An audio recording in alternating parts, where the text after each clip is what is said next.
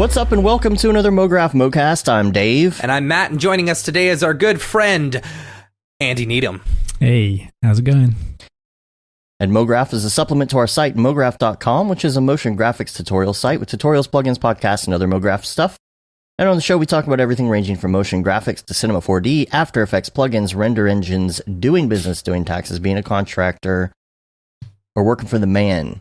You can email us info@mograph.com and let us know what you think about the show and send us topic ideas. I'm really missing the emails. I get it. You're on Slack. You can say things Right. and stuff, but, send us some topic ideas.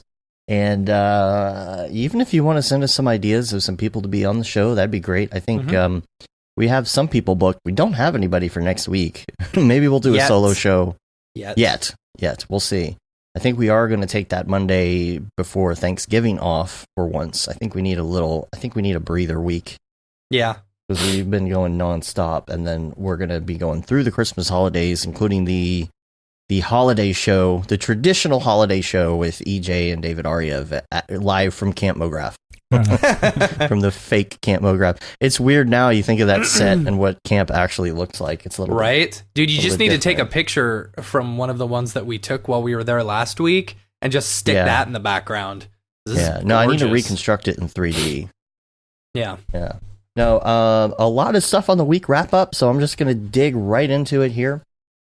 First of all, I would like to say that I've been using my color theory techniques that I learned at Camp Mograph, especially because my project was very similar to one of the examples that he used during camp. I actually had a lot of fun working on this project. It wasn't really a very big project, but it was something where I got to really go back to those roots that he was talking about at camp. So that was really cool. And here's something that's very interesting that I'm not Greg Gunn.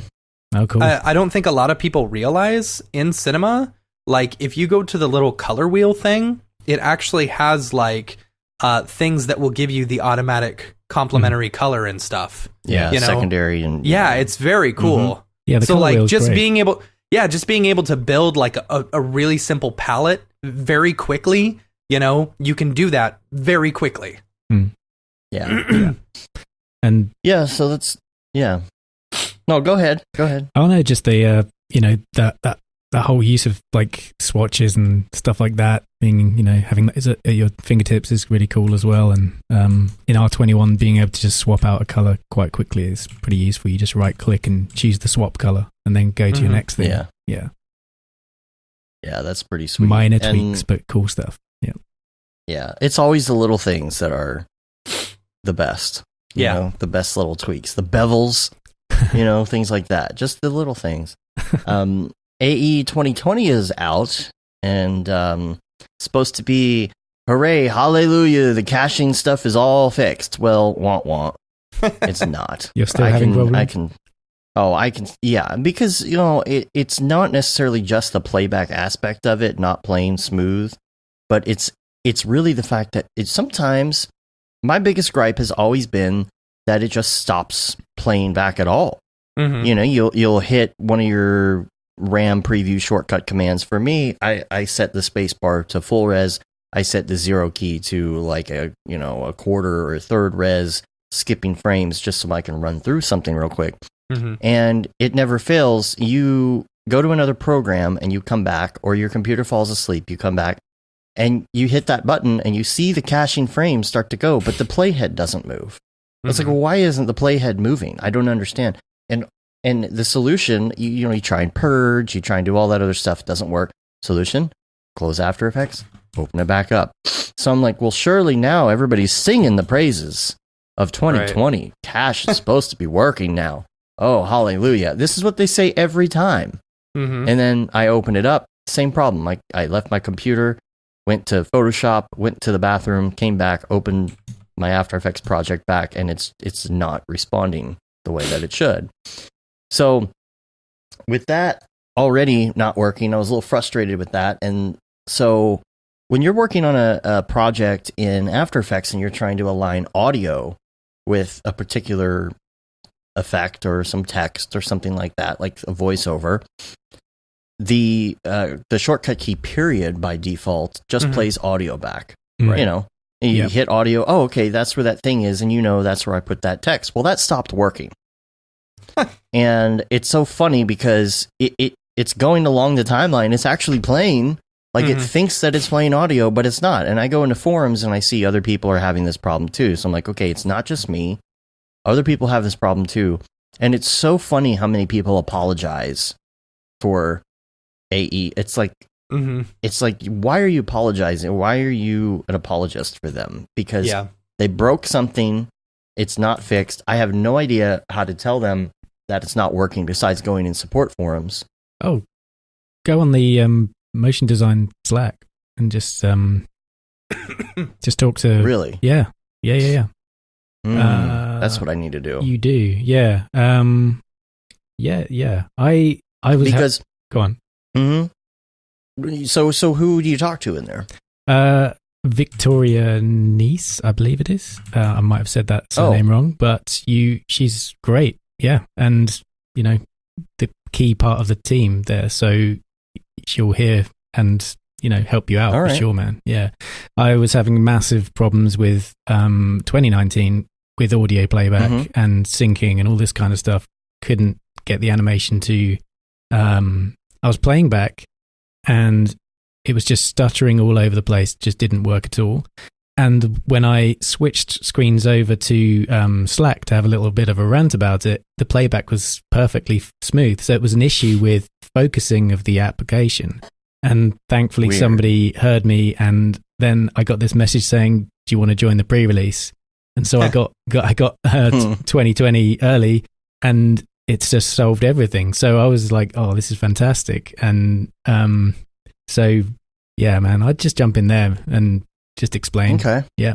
I would be very interested to see if that period key issue is happening with you, because the first thing that I get is people in the forums are like, well, you need to check your audio settings. I'm like, dude, I just hit play on the video and it was playing fine.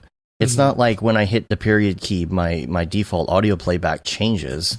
Yeah. You can't have it switch that. And besides, if you go to one of the RAM previews for spacebar or 0, instead, and you just turn off the I, which turns off the video, and then you use it that way, the audio is still not playing. Like, it's not working. So of course the apologists in the support are like, it says After Effects professional. It's people who they don't work for Adobe, but it's professionals that are in there, somehow have enough time to answer questions all day, which is great.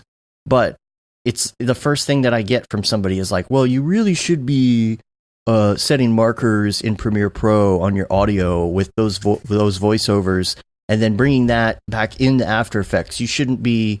I'm like, so if my client tells me to change this text at the end to the end of the sentence instead of the middle of the sentence, I should take that audio file, open it up in Premiere, set a marker on it. At that point in the sentence, re-export the audio so it has those markers on it, bring it back into After Effects, and then align my text instead of just hitting the period key for 2 seconds and learning where it goes. I'm like, that doesn't make sense. Yeah. It's all this apologizing. I'm like, dude, like, it worked before and now it doesn't. It's that simple. That's why I don't like using I don't like using Adobe products until they're almost like a year old. Like, I've been on 2018 for a while. I don't really use 2019 that much. You don't use 2019? I don't think so. I don't know. I didn't realize it's just that. like the thing is, like, there's always been this stigma with using any Adobe product for the first 6 to 8 months, because there's always going to be issues. But then you wait that 6 months and then they do another update and you're just like, ugh. Finally, a year and a half ago is stable, I don't know. I don't get why the same problems keep happening. Yeah. Especially in the RAM preview area. I don't know. Because they have your $60 a month. So, well, yeah. I'm surprised you're on 2018, actually, because I guess we haven't shared any After Effects projects in the last year. At least I think I'm on 2018. I don't know. Here's another thing. Speaking of updates, in R21, I was working in Octane, and I downloaded some models. And like you do, you get a model off the internet, and whoever did the model, they pointed all the textures to their local drive, and they forgot to make all the textures local before they saved it. So you can use, Octane has its own texture manager, but really? It does now, but it never had the option to localize file names. Cinema 4D can see those Octane textures, and it can localize file names. So I tried to look up Texture Manager, and I was like, "Where is it?" No, Redshift does Redshift has its own asset viewer as well, right? But the thing is, I couldn't find it, and I was like typing Manager, and I was typing Texture, and I was typing. I'm like, okay, this tool. I know they didn't take it out of Cinema 4D. Where is it? And I'm like Googling, trying to find the answer, where is that thing? And the reason I couldn't find it is because they renamed it something that has none of those words in it. That's funny. It's called the Project Asset Inspector now. Oh, there you go. Oh, nice. It's way more powerful, though. It is. Yeah. It is, but if you're looking for it and you didn't realize they renamed it, just so you know, it is the Project Asset Inspector. If you can't remember, you're going to be sitting in front of your computer in like a month and you're going to be like, oh, I need that. Just remember, Inspector Gadget. Yeah. Just type Inspector into, hit Shift-C and type Inspector for Inspector Gadget. That'll be kind of your keyword in your head. That's your Manchurian Candidate, like, trigger. Got it now. Also, a lot of week wrap-up stuff here. I went and saw 21 Pilots. My friend is the video director and the video equipment provider. How was and that? He was like, hey, do you want to come and see the show? And I'm not a big 21 Pilots fan. Like I know some of their music, but it's not like I sit there listening to them all the time, right? Mm-hmm. And so when you go to see a band that you don't really know that well, the part that you're going to enjoy or not enjoy is the presentation. Right. And I was thoroughly entertained by the way that they did this. And it was just very good. The graphics, I was really enjoying all of that. But I like 21 Pilots. It was a really good show. And it gave me a chance to try out Filmic Pro on the new iPhone. Yeah. Because it allows you to do like their codec, which is way less compressed and has like all sorts of different options. You can control the iris on the fly. When you're at a concert, you want to control the iris on the fly because you want to really crank it down so you can see the stage and then crank it up to see the audience. And I took like this widescreen 4K footage that was absolutely gorgeous. Matt, I sent it to you and David and EJ. Nobody really responded to it. I was like, okay, whatever. But it's just gorgeous, and like the audio does not overmodulate or distort or anything. It sounds so good. I do not know how they did it, but like with these 3 cameras and these apps and everything, you have so much control. It is literally just a very, very close to studio quality camera in your pocket. That's awesome. It's ain't no red camera. I understand that, but man, like they say, the best camera is the one you have on you, but it's pretty good. Yeah. That's cool. Do either of y'all have the iPhone 11 yet? I don't. No. I'm still on 10S. I'm still on one from 2 years ago or something. Like, I don't know. It does fine. If I need a new battery, I'll buy a new battery. That's the only thing that I could see going wrong with it. But honestly, it's impressive. Whatever. This is very impressive. It's fine. I don't need a new iPhone. I don't need a new iPhone every year. I just paid this one off. Barely. Well, the other thing going on this week, we started an Ableton channel in the Slack. For those of you who also like Ableton and like to do music. Speaking of Slack channels, there's also one that Liam created, I don't know, like a week ago or a few days ago called I-M-Available, so that you can let people know that you're available for, freelance work or whatever. Very cool. It's nice. So what do? You just go in there and say, I'm available? Yep. I said, yesterday I went in and I said, Dave and I are available. So cool. Awesome. Well, it's nice because then you can go in there and you can be like, okay, who's available? I know who I can hit up. Pretty cool. Yeah.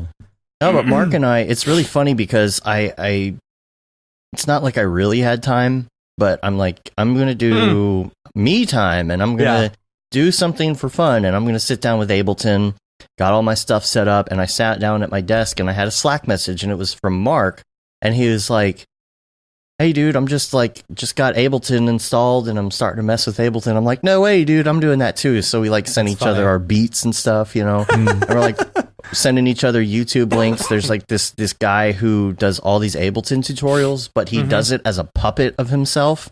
So he records a whole tutorial. He sits there and then like mouths the entire thing when he's done, and it's really funny because, you know, puppets are funny when they dance, of course, by default, right? So he's like dropping these trap beats, and the puppet's, you know, just like waving his neck back and forth, looking all goofy. It's very entertaining to watch these tutorials with this puppet guy. Wonder how much a custom puppet costs. I don't know. We should do an episode all puppets. I agree. Totally agree. Yeah. That's why I was asking. Make an Octane Jesus puppet. I don't know. He's got the robes and everything, you know. Yeah, so if you're into that, we're going to start sharing. Of course, we immediately added Tokyo Megaplex. We're going to start sharing stuff. I'm looking to figure out, okay, who is the Andrew Kramer of Ableton? Right. You know what I mean? I've gone through a lot of sites, and I haven't seen one site that really feels like it stands out. But, you know. So check that out. And then Node. I wanted to remind everybody that Node is Friday. Yeah. Well, it's Friday. It's Friday. In America, I don't know. We're behind, so it's technically Thursday for us, but it's on Friday. Anyway, right? I guess we are a proud sponsor of Node. Yeah. We're a proud sponsor of Node. Make sure that you attend if you can. I think there's a waiting list at this point for tickets, but if you go say hi to KCV. He'll be representing Mograph.com at the event. So that's right. He'll be repping. Make sure you say hi to Jess. Yes. Yeah. Yes. And no spoilers, but Rick and Morty premiered last night. We can't really talk about it, I guess. Yeah, I haven't watched it, so whatever. You haven't watched it. I was looking forward to that. I was like, I can't believe, and this is the old man in me, but I can't believe it's so late. You know, why isn't it like, 8 p.m. or something when I'm actually 8 p.m. watching on Cartoon Network when all the children are watching? No. Yeah, dude. That's you know what? If you got a kid up past 8 p.m., you're a bad parent. They can handle it. I don't think. Okay. What time your kid goes to bed at like 7 p.m., right? She goes to bed at 7 or between 7 and 8, but but she's still pretty young. I think there's people in between that don't go to bed at 8. Yeah, I know, but if you've got a kid who's like 14 years old or whatever, and then I don't know, whatever. I don't know. I can't stay up till 10:30 at night to watch a new Rick and Morty episode. It's like, it's so late. It's so late. So late for me. You're so old. I am old. Dude, I wake up at like 6:20 every day. Okay, boomer. Whatever. I watched it twice in a row. Like as soon as it was out, I'm younger than you, by the way. I know. They made it available on the Adult Swim app like right after. Oh, really? So, I've already seen it twice. I won't give any spoilers, but I will say amazing. Cool. Out of the gate, amazing episode. Like they killed it. Like, that's always hard. The expectation is going to be, how is this going to be better than what you've done already? Or especially the first episode. They got to come back with a bang, but I do not know how in the world they ever even thought up this story, because it was an incredible story. So cool. Props to them. So, Andy, you got AirPods Pro. I did. Yeah. They actually Tell me about them. Yeah. Are they? Yeah. Oh, man. They actually feel good in your ear? Yeah. And they, they haven't like fallen out as I thought they might. Right. I've taken them, I've done running in them and with them on, and they're great. the noise cancelling's pretty good as well. Yeah. It's I'm impressed, and also what I like about them is the kind of stem thing is it's way shorter. It's not like hanging down your ear anymore. It's like the stem part. Right? Yeah. I didn't mind that. I kind of liked it. Yeah. I mean, I didn't have the earphones. You know. I don't know. Well, now people will really not be able to hear you when they have their AirPods in because they're noise canceling. Yes, exactly. Yeah. Yeah. It's very good. Just does what you expect. Like I was leaving the office there was like the air conditioning on or whatever. You put them on and it's just like, oh, that's completely gone. And right. Any drone obviously that's how it all works, isn't it? But yeah. It's pretty cool. And you can then just hold it down and it will go into like transparency mode where you can then still hear around you. That's cool. Kind of stuff. So that's really cool. I like that. But you can't actually like plug in a wire to plug it directly into your phone, right? To listen to it. You wouldn't. Like, I know that's Bluetooth like, it though, wouldn't you? Yeah, I know. Like, see, so the thing is, like, that's the one reason I like the Bose headphones is because you can just plug a cable directly into it. You know, like say your battery dies. Mm-hmm. Like for example, I was on a flight this past week coming back from checking out Camp Mograph, and I put on my headphones and realized, oh no, my battery's dead for the first time ever since I bought them.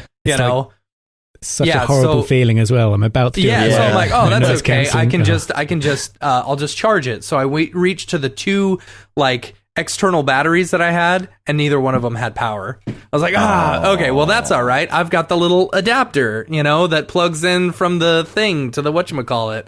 Mm-hmm. Yeah, no, I left it at home. No. So you had no power in your seat, I'm guessing then. No power in my seat, so I had to pull out my computer and charge it directly from my computer. But still, like, you charge it for like 10 minutes and it's like good to go. 80%. Yeah. Cool.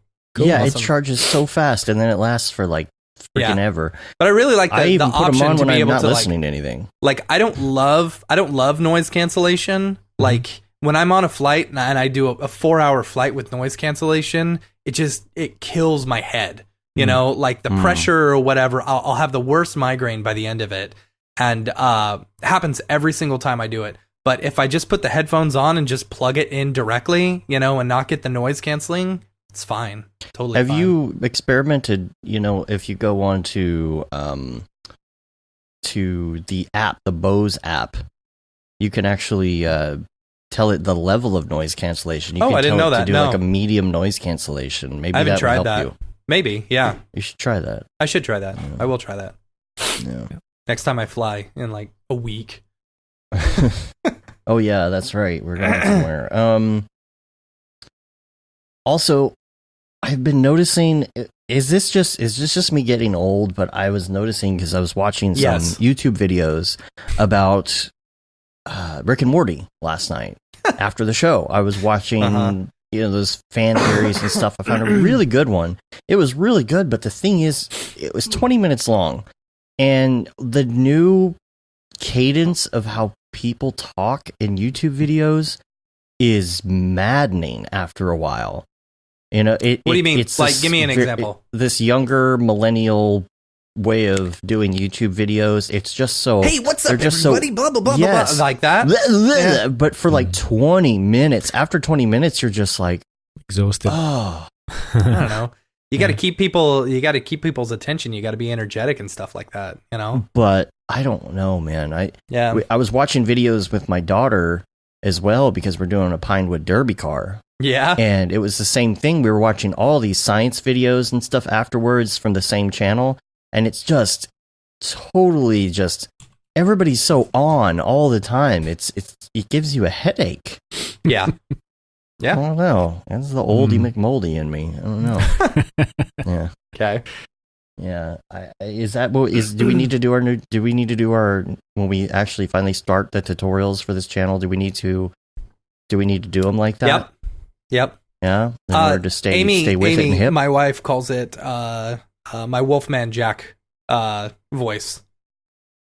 What's up, everybody? Wolfman Jack here. Ow! or something like that. That's what she calls it, my Wolfman Jack voice. You know, she's like, and she used to give me so much crap because she'd listen to every podcast episode, and then when I'd get super energetic or something like that, she'd be like, "Oh, what's up, everybody? Wolfman Jack Mograph." Woo! It's like, all right, gosh, Yeah. Maybe we should do them like that. We'll just do tutorials where we're just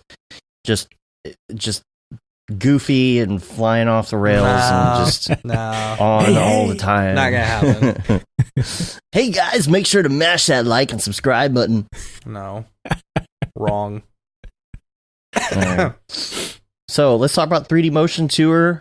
Cool. It's getting closer to an end. LA was last week. Yeah. I didn't really hear back from Matthias on that.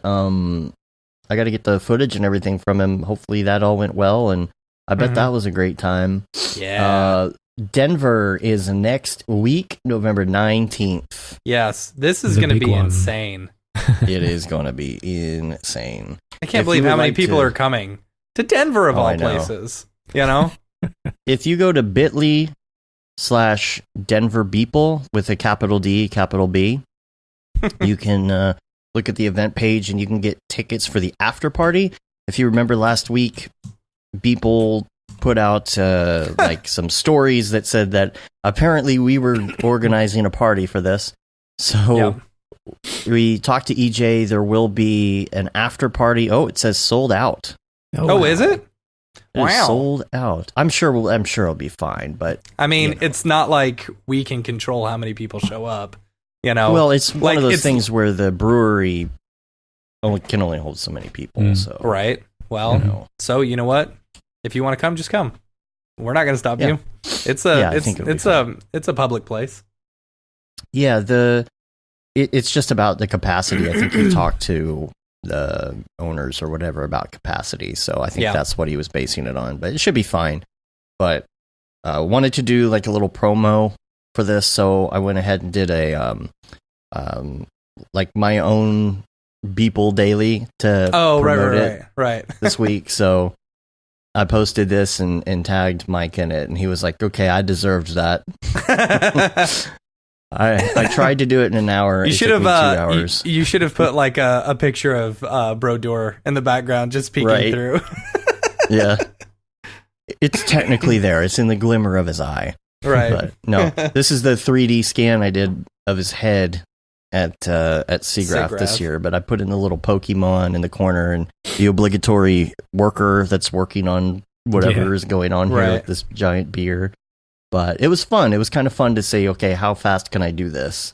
Yeah. You know, because it's not something that I do really on a regular basis. So after watching that video Corridor Digital did, I thought I'd give it a try. So come check us out there. Hang out with us there. Also, Atlanta, Boston, DC, and Miami are still yet to have their shows on the Motion Tour.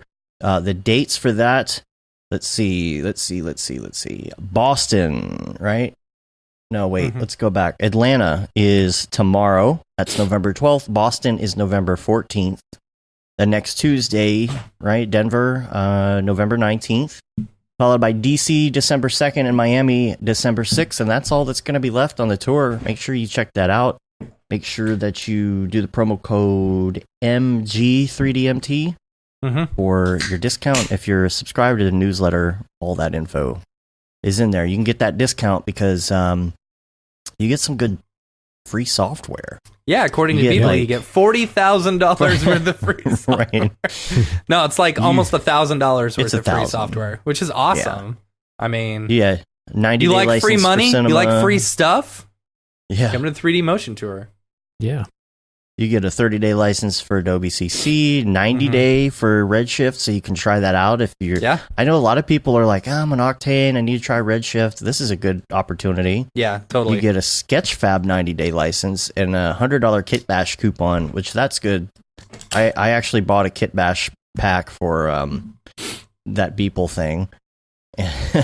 So, and added that to our library. Then you also get LinkedIn Learning 90 days.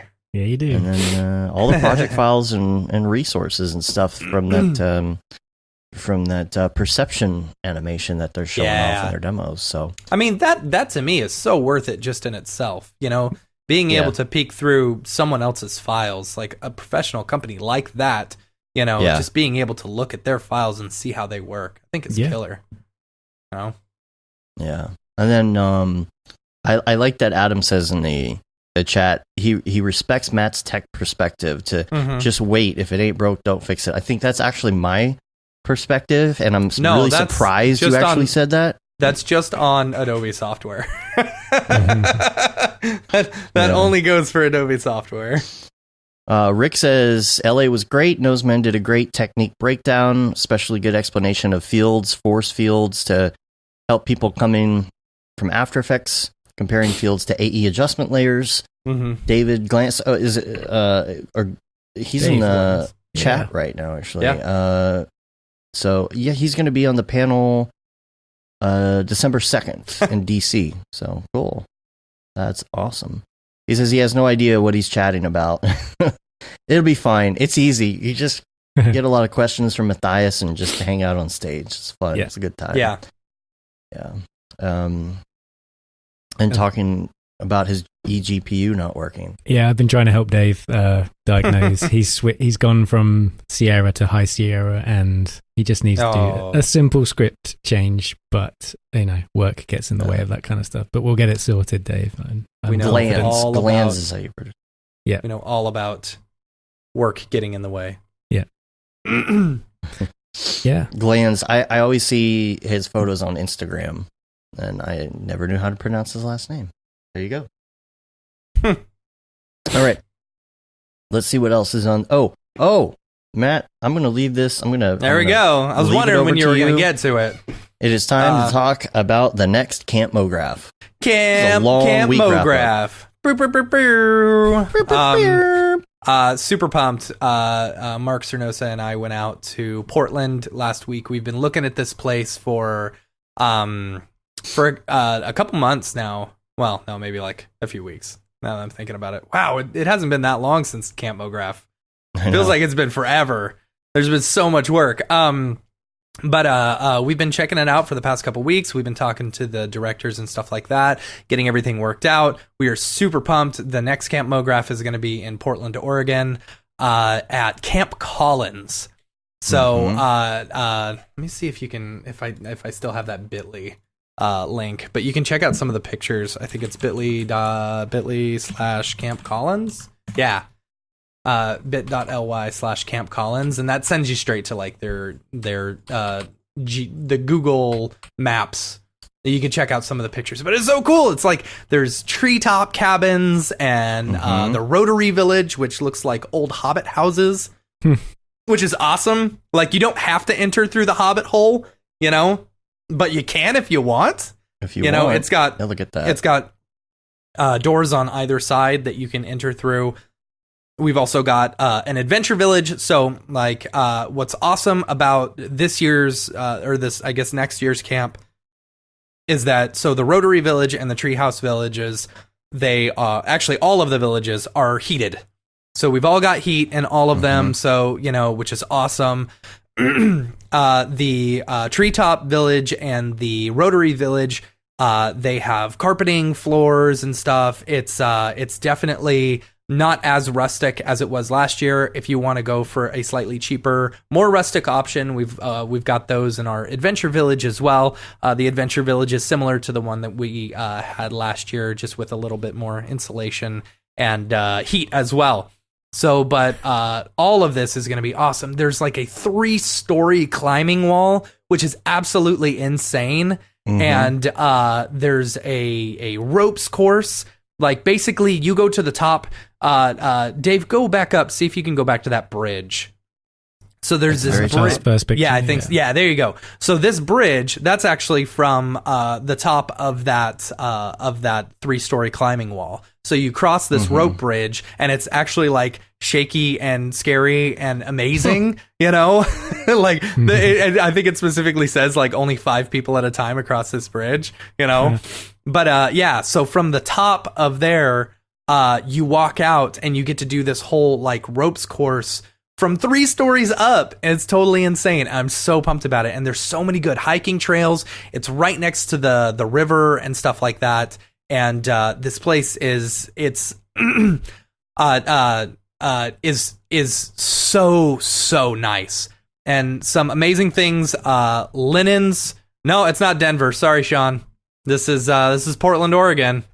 It's happening in Portland this year. We were originally talking Denver, but this place is we weren't getting a good vibe from the camp director out in Denver, and so the biggest thing is very far from the airport. Yeah, it was. It was also very far from the airport. So the biggest thing was we were looking at different like logistics and stuff like that, and like last year.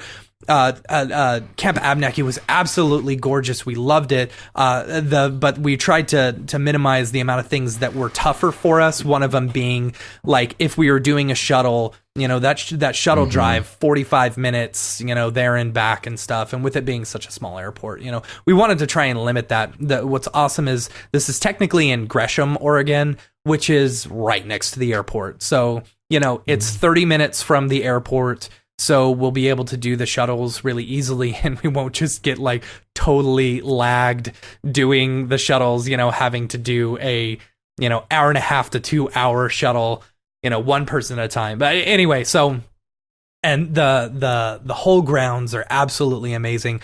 We don't have any places for people to pitch tents this year. That's the one thing. But we've got like 4 different options. We've got the Rotary Village, we've got the Treehouse Villages, we've got the Adventure Village, which is the more rustic, like wooden floors. It still has heating, which is great. But it's very similar to the ones we had last year. The cool thing, the Rotary Village and the Treehouse Village, they both have half bathrooms in there. So you don't have to go all the way, to the community bathrooms and stuff like that. Just to pee. No showers. So yeah, there's no showers. Yeah, but this place is absolutely incredible. It's so awesome. So make sure you sign up campmograph.com to get information. If you are a previous camp attendee, make sure to watch out for your email this week. Because we're doing a pre-sale specifically for the people who got to came alumni. Yeah, for the alumni, the people who took a chance on us the first year, you'll get first dibs at it. So make sure you look out for that. And then it's actual tickets on sale. Or we have actual ticket. Actual tickets on sale. April 20th, 2020. The date is going to be October 8th through 11th. We're sticking it still in that October range. We didn't realize, I don't know, is Andy coming? Hey, I'd like to. Sounds cool. We didn't realize. So like with all these camps and stuff like that, if you're looking to get, like we were originally wanting to do like August or September, cause it's that's a slightly, you worry less about the cold. But from what they told us, they said September and October, especially the first week of October, like it is just gorgeous in Portland. I mean, you were there later. And we were there. We were there. Yeah, we were there. And what's awesome is because, it's so shielded by the wind and everything. You don't get that crazy wind, since it's right next to the river. Like, and this happens at my house because we're kind of next to a lake, but like the temperature difference, like if it's colder around you, it's much warmer when you're next to the water, which is awesome because that water, so it was like 47 degrees or 50 degrees while we were there. And it felt great. I just had a t-shirt and a light hoodie, the exact same thing I'm wearing right now, So, but it was awesome. Now I will say there is 0 cell service there, like none.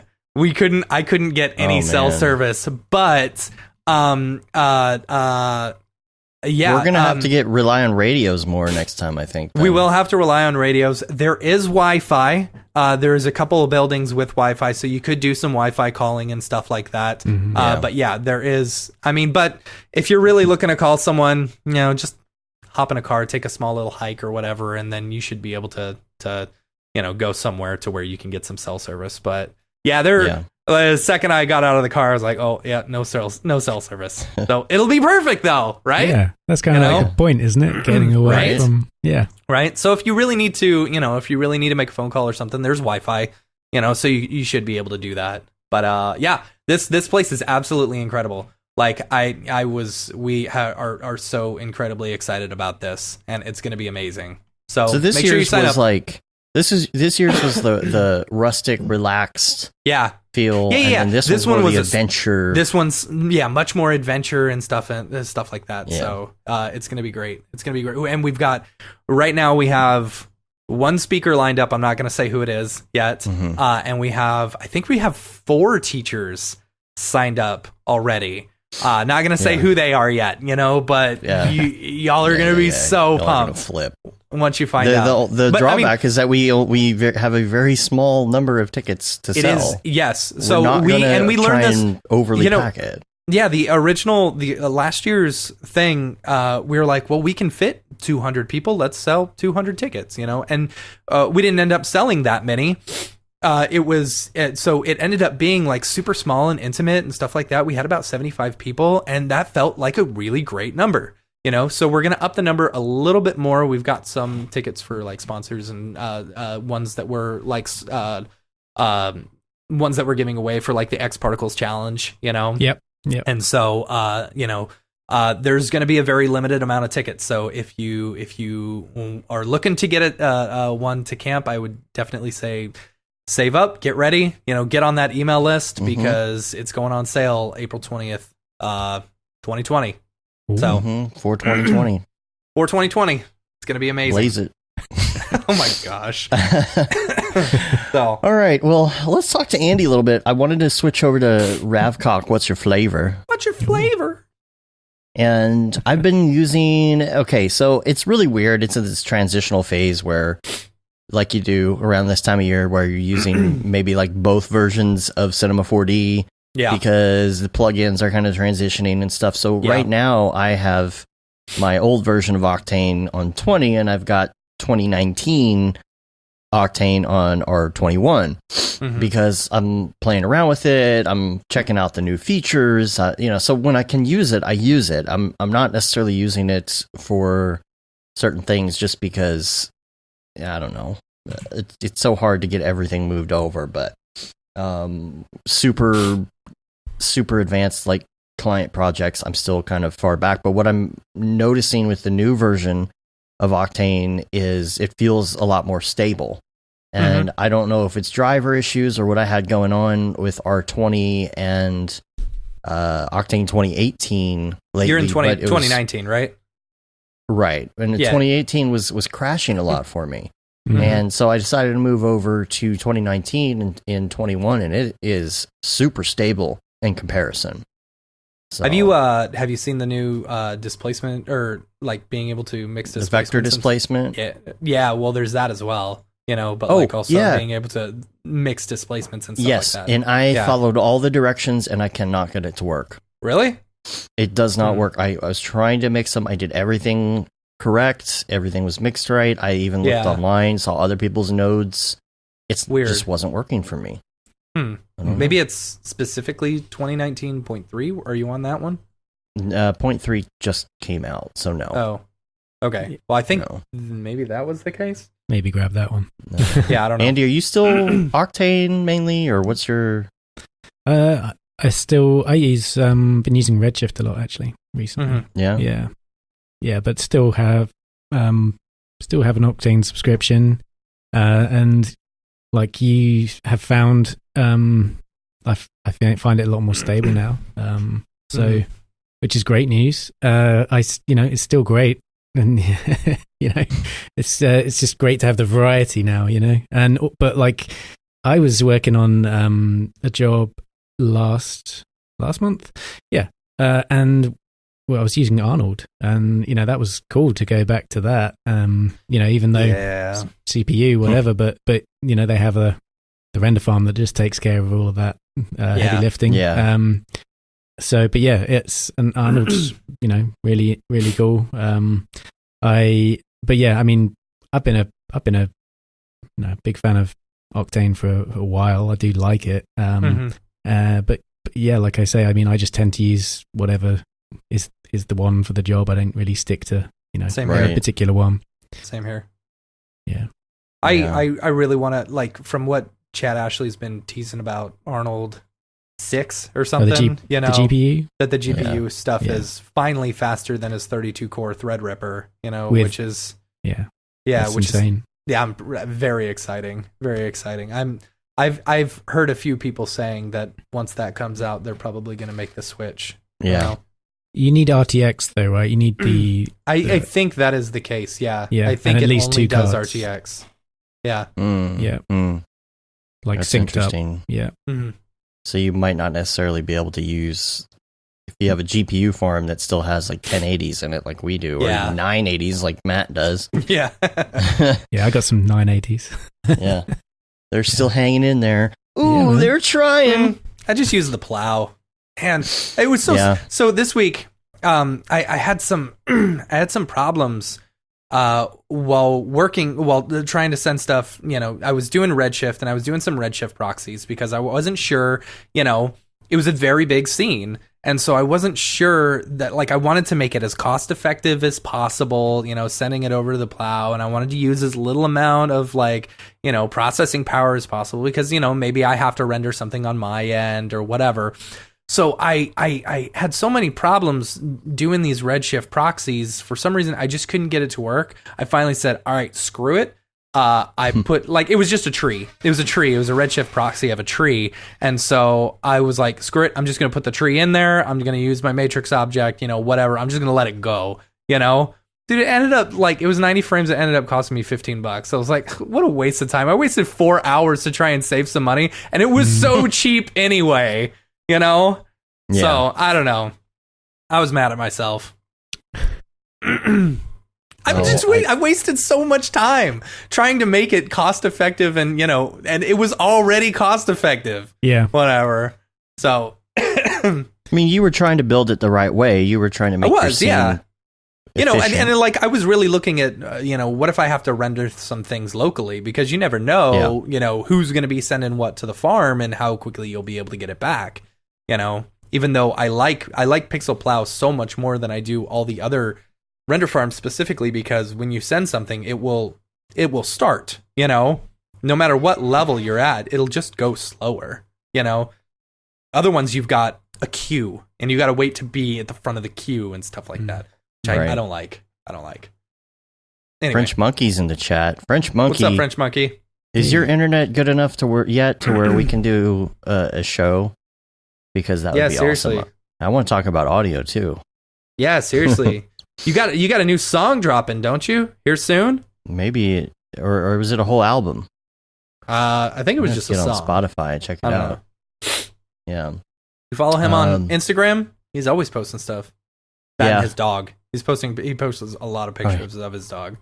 Yeah, I had an Octane issue at the slave deal this week, and I haven't really checked to see if this possible solution fixes it or not, but you go to, when you do the Octane standard install, it's supposed to install all of that stuff, like the networking and all of that.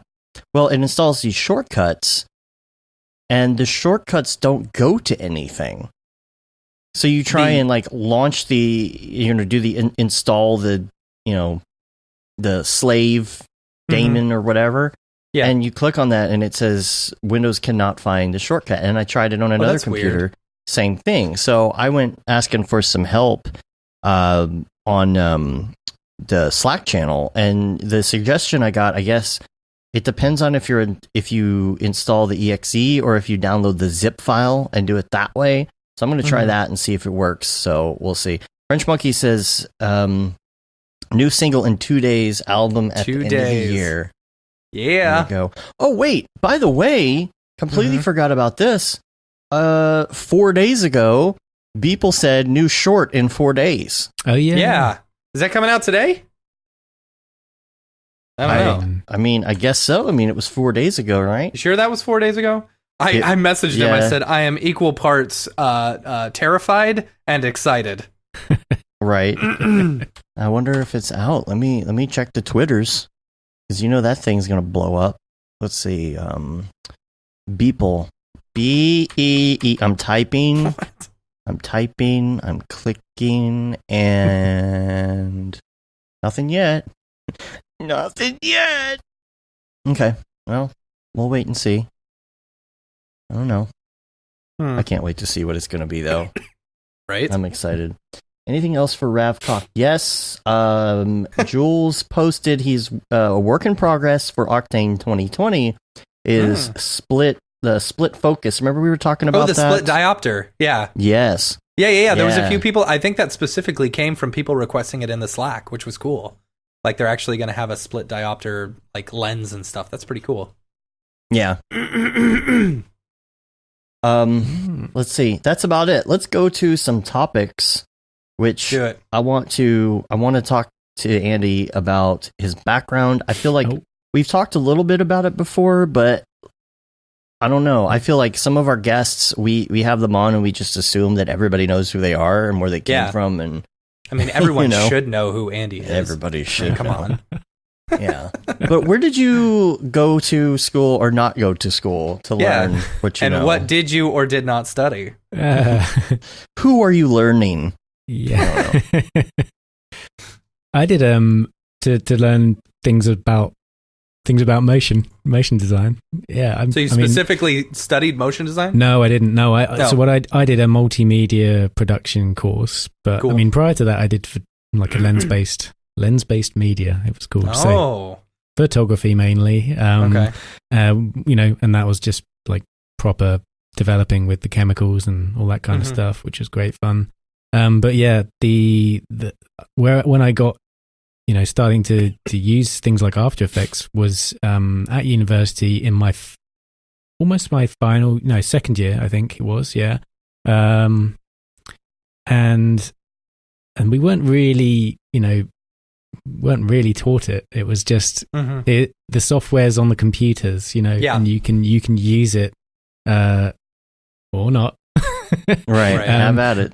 Yeah, exactly. But in the final year, they had these amazing new edit suites that were they had, you know, these brand new G5s. I think they were probably G5s. You know.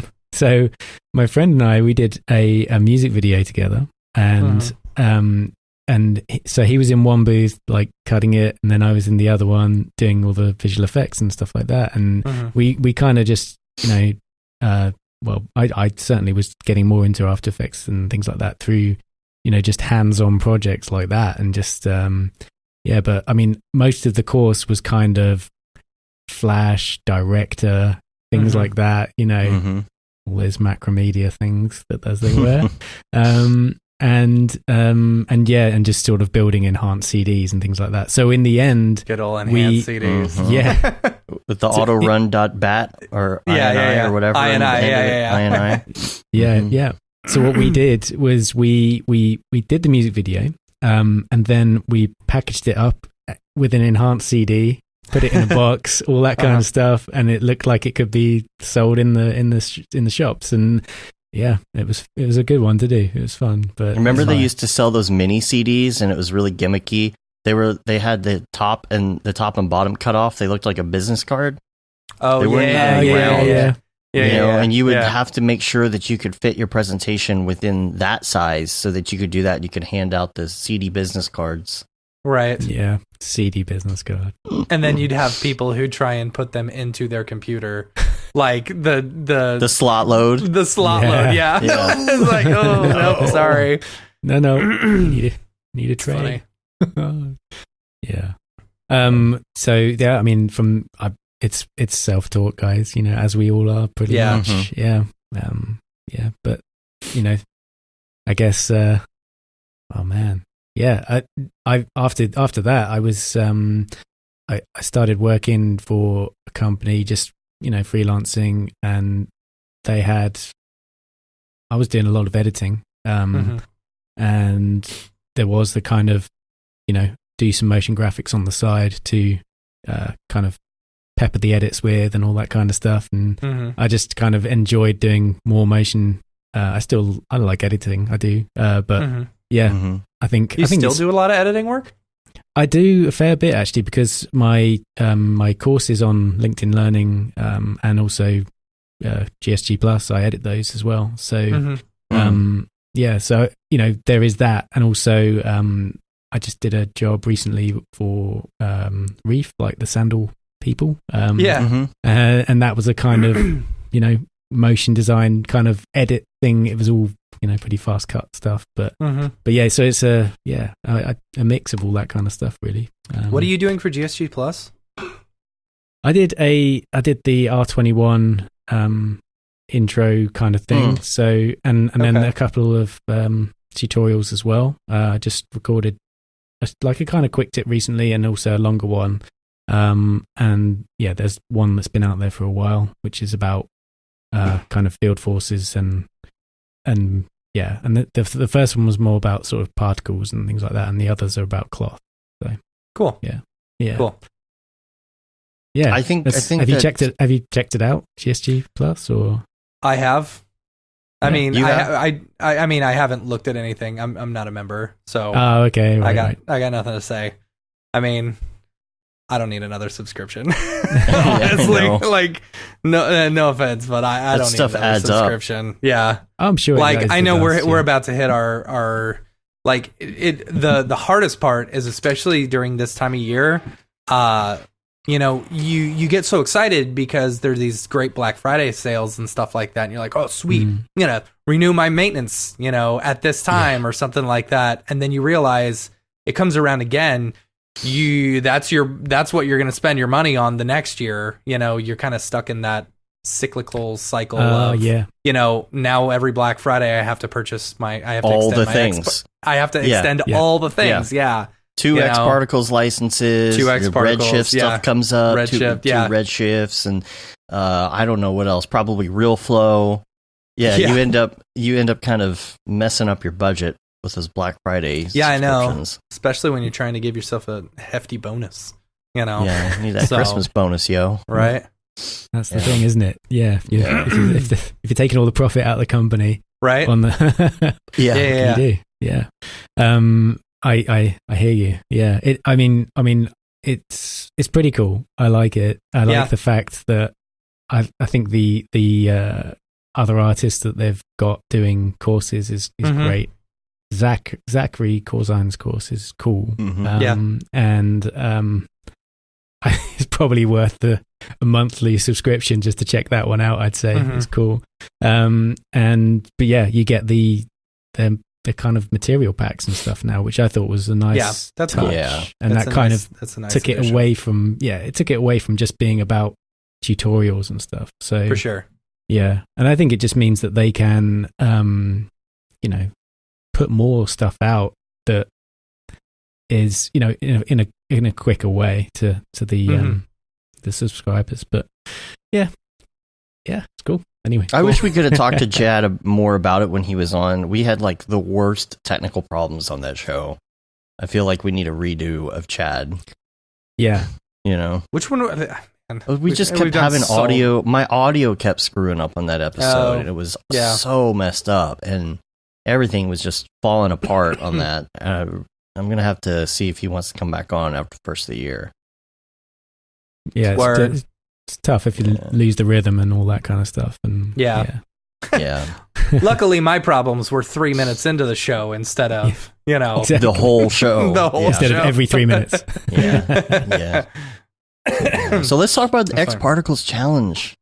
Cool. Yeah. Okay. Yeah. Why not? Wait, how long ago? How many years have you been running this? This is the 5th. Yeah. The 5th year. Nice. Yeah. Yeah. What was I going to say? You actually started this, right? Just on your own? Yep. Nice. I did. Yeah. What was the inspiration for starting it? XP3 came out, and I just thought it would be cool to just do a competition just to see what people would make with it. And that was a real simple thing. It would just make something cool with X-Particles. But when you say that out loud, it's actually very broad. Yeah. Oh yeah. I've got this idea, this, and then no ideas become, and through the years, just whittled it down to. Last year was the first time we gave template file, and that was hugely successful. I thought it was. It was nice because what's great is the limitations make it that much more fun. You know. Absolutely, yeah, and it just means you've got that starting point, and Mhm. and it's a level playing field as well. Mhm. Yeah. I've got some. I mean, we can.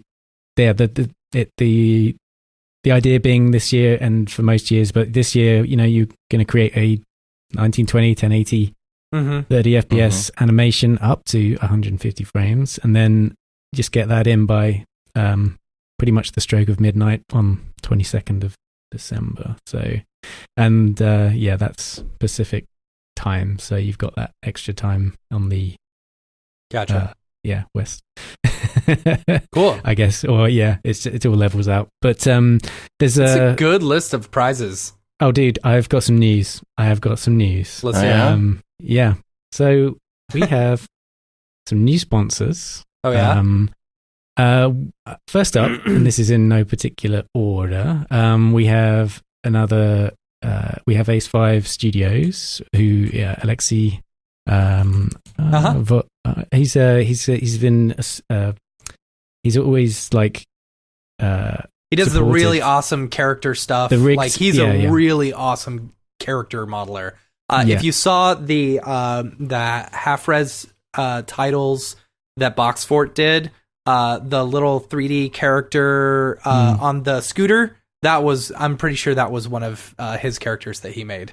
Yeah, that's great. I mean, and I love the fact that you can chuck them into Mixamo as well, and all that kind of So we've got his 5J characters, which is the 5J stands for Johns and Janes. So you got 5 Johns, 5 Janes. So there's that, and his arms and legs asset pack as well. That's for the first prize. Yeah, and then second and third will get a choice of either of those. So you got a choice. And we have Kitbash 3D joining us. Nice. Awesome. Providing for first place the Neo Tokyo 2 World plus the Skylines mini kit, supercars, props, and then I think this is a pretty cool pairing. They've got the Cyber Streets mini kit and then the Cyberpunk prop kit, which is kind of wicked. You can build these really, these pretty interesting worlds. And then for third prize, they're giving the drones prop kit as well, which is kind of that's kind of cool. I'm really excited that we have School of Motion as a sponsor this year. Yeah, and they are giving away your choice of one of their courses. Wow. Oh, nice. That's man. So what's the total amount in prizes? Like I'm not done $50,000 yet. or $60,000. Dude, He's not done. Wait, there's more. All right. There is more. There's more. And I'm really excited to reveal we've got Otoy sponsoring us as well. Yeah. Nice. First place will be 3 years of Octane Enterprise All Access. Whoa, 3 years? 3 years? Yeah. Jeez. Second prize awesome. is 2 years of Octane Enterprise All Access. Oh, man. And third place will get 1 year of Octane Enterprise All Access.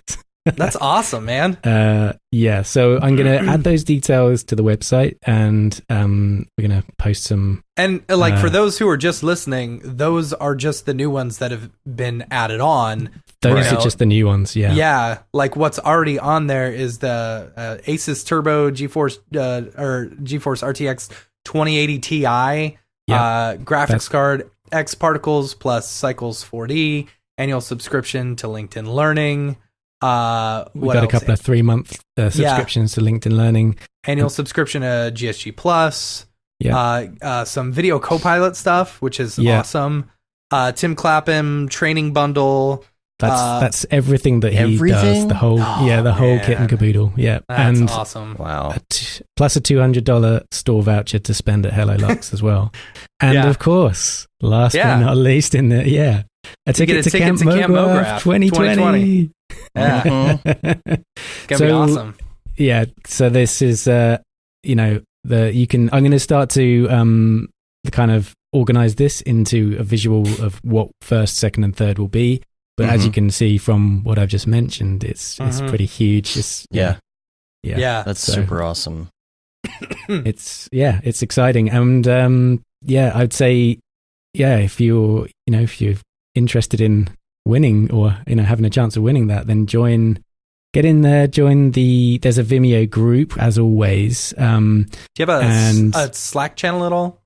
I don't have a Slack channel. I kind of just post within on mograph.com and some others. But yeah, I'd say, if you follow us on Instagram and Twitter, then that's a good way of getting the information, anything current or whatever, and updates as well, like all these cool sponsors that are coming on board and the prize details. But yeah, what we're doing this year, you've got it's kind of a 3-step kind of thing. You got your download the project file, you make sure you read and understand the rules. They're pretty simple stuff, but it's but yeah, it's important. And then we're gonna upload your submission via a Google form, so that means I've got your name to go into the credits of the show reel, which is something that's been requested, and I think that's really important as well, that we have we can see who's taken part and all that.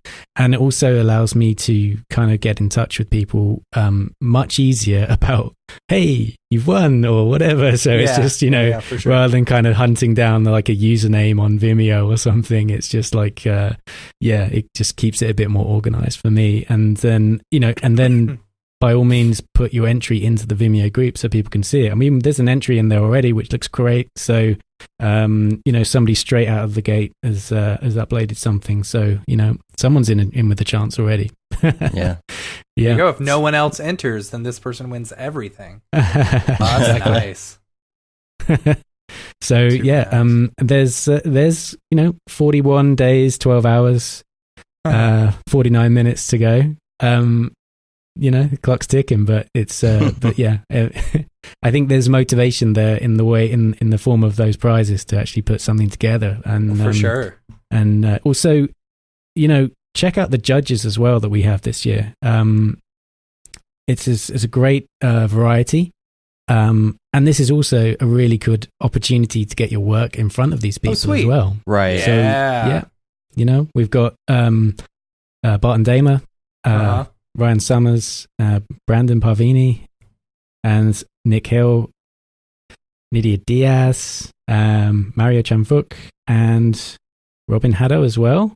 And I'll take a look at them also. So yeah, I mean, there's a great mix there, and like I said, it's it's an opportunity to get somebody else's eyes on your work and all that kind of stuff. So yeah, that's awesome, man. Yeah. Just keeps getting bigger and bigger every year. Yeah. How are you going to top this year? Well, I keep thinking that.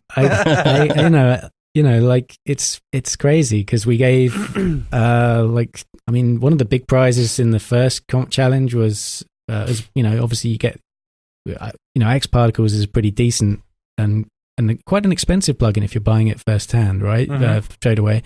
There's obviously that we gave Arnold all. There was and over the years it's kind of just ramped up. I mean, we gave Studio Cinema 40 20 last year. Was it 20? Yeah. So yeah. There's this, and now with the hardware offering that Insidium are, in the form of that 2080, that's incredible. What how they're they're always so supportive of this, not just in the prizes they give, but also the little shout outs they do on social media and all that kind of stuff as well. Totally. So, I love Insidium. They're great. Yeah. Yeah. Yeah, you'll be making dailies in no time. But yeah, if you want a bit of inspiration, go onto the About page and check out all the past show reels on there as well. And there's a list of the winners as well. And I'm going to link back to all the groups that are on Vimeo. So you, oh sweet. So then you could even see every single entry over the years. Cool. Yeah. Last year's winner was awesome. I loved that one. I think about that one all the time because it was so different, And the cartoony explosion thing. Yeah. And I've seen a few people do stuff similar to that since. Like I don't know.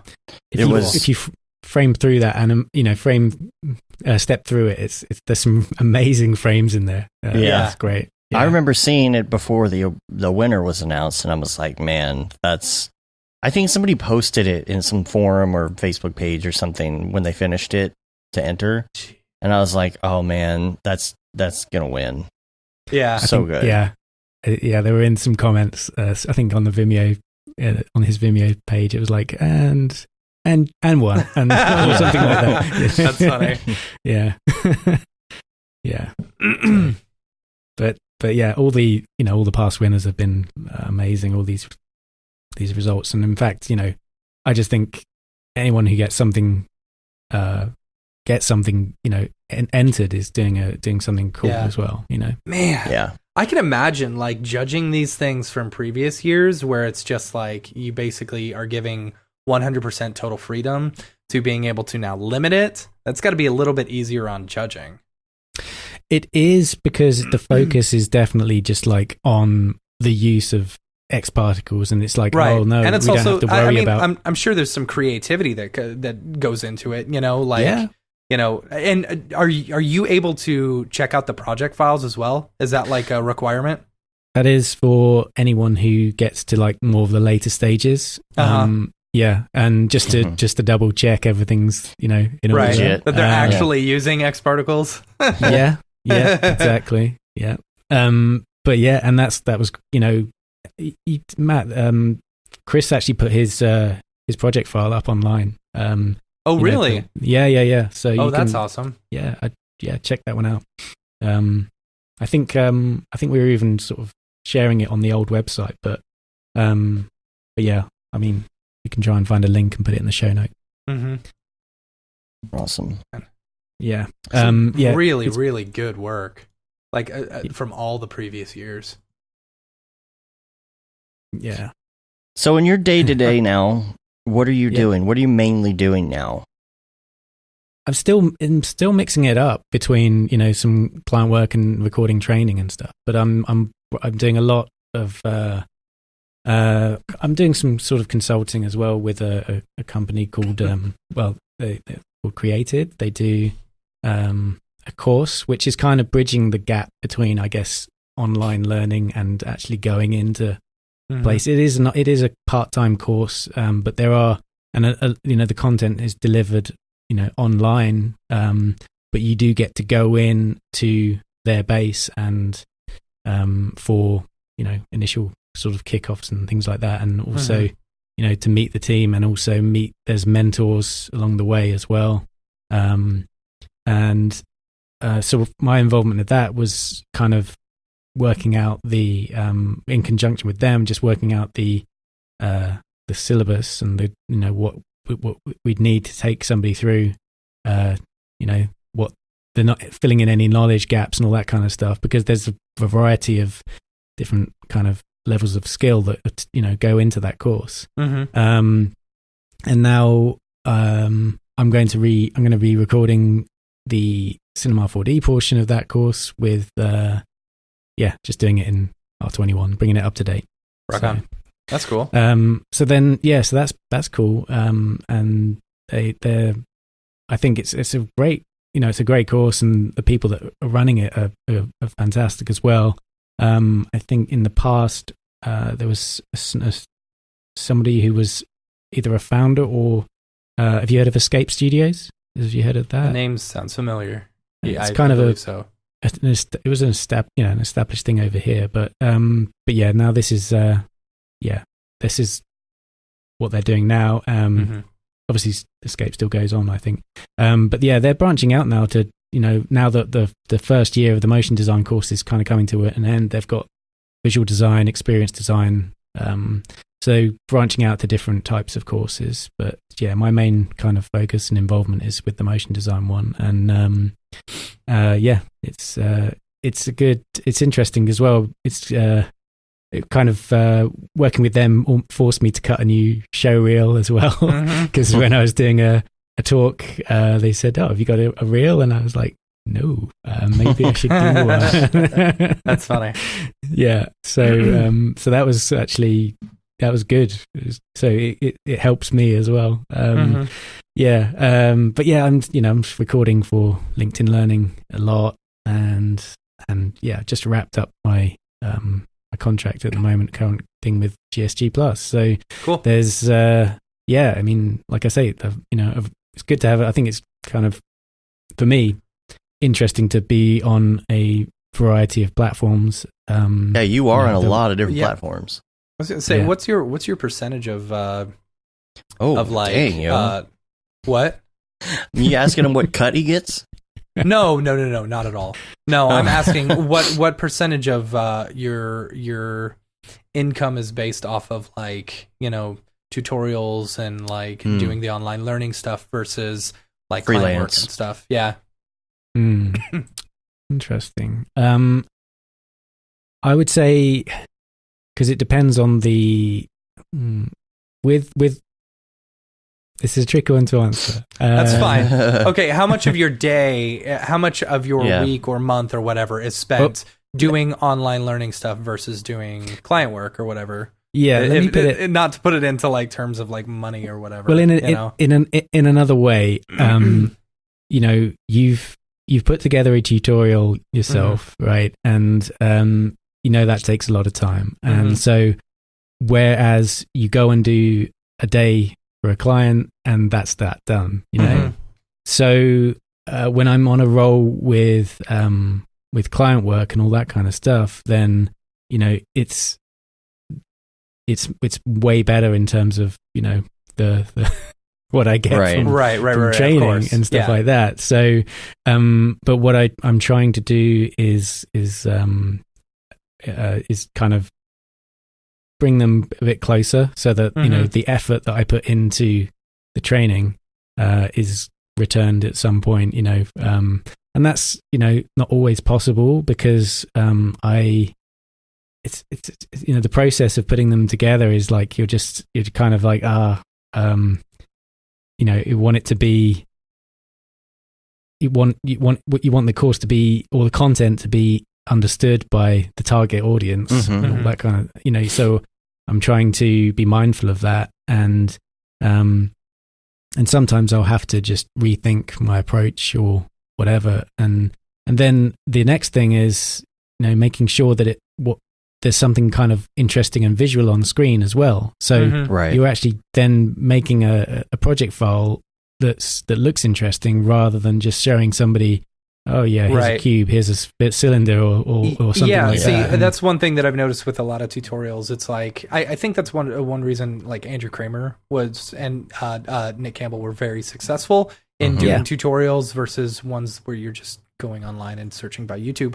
It's the fact that they not only taught you how to do it, but taught you how to do it in a very pretty designy way. They weren't just showing you what buttons to press, because there's plenty of people out there who will just tell you what buttons to press and show you what buttons to press. But, to actually do this stuff in a very creative way, I think that helps really drive views and stuff. Yeah.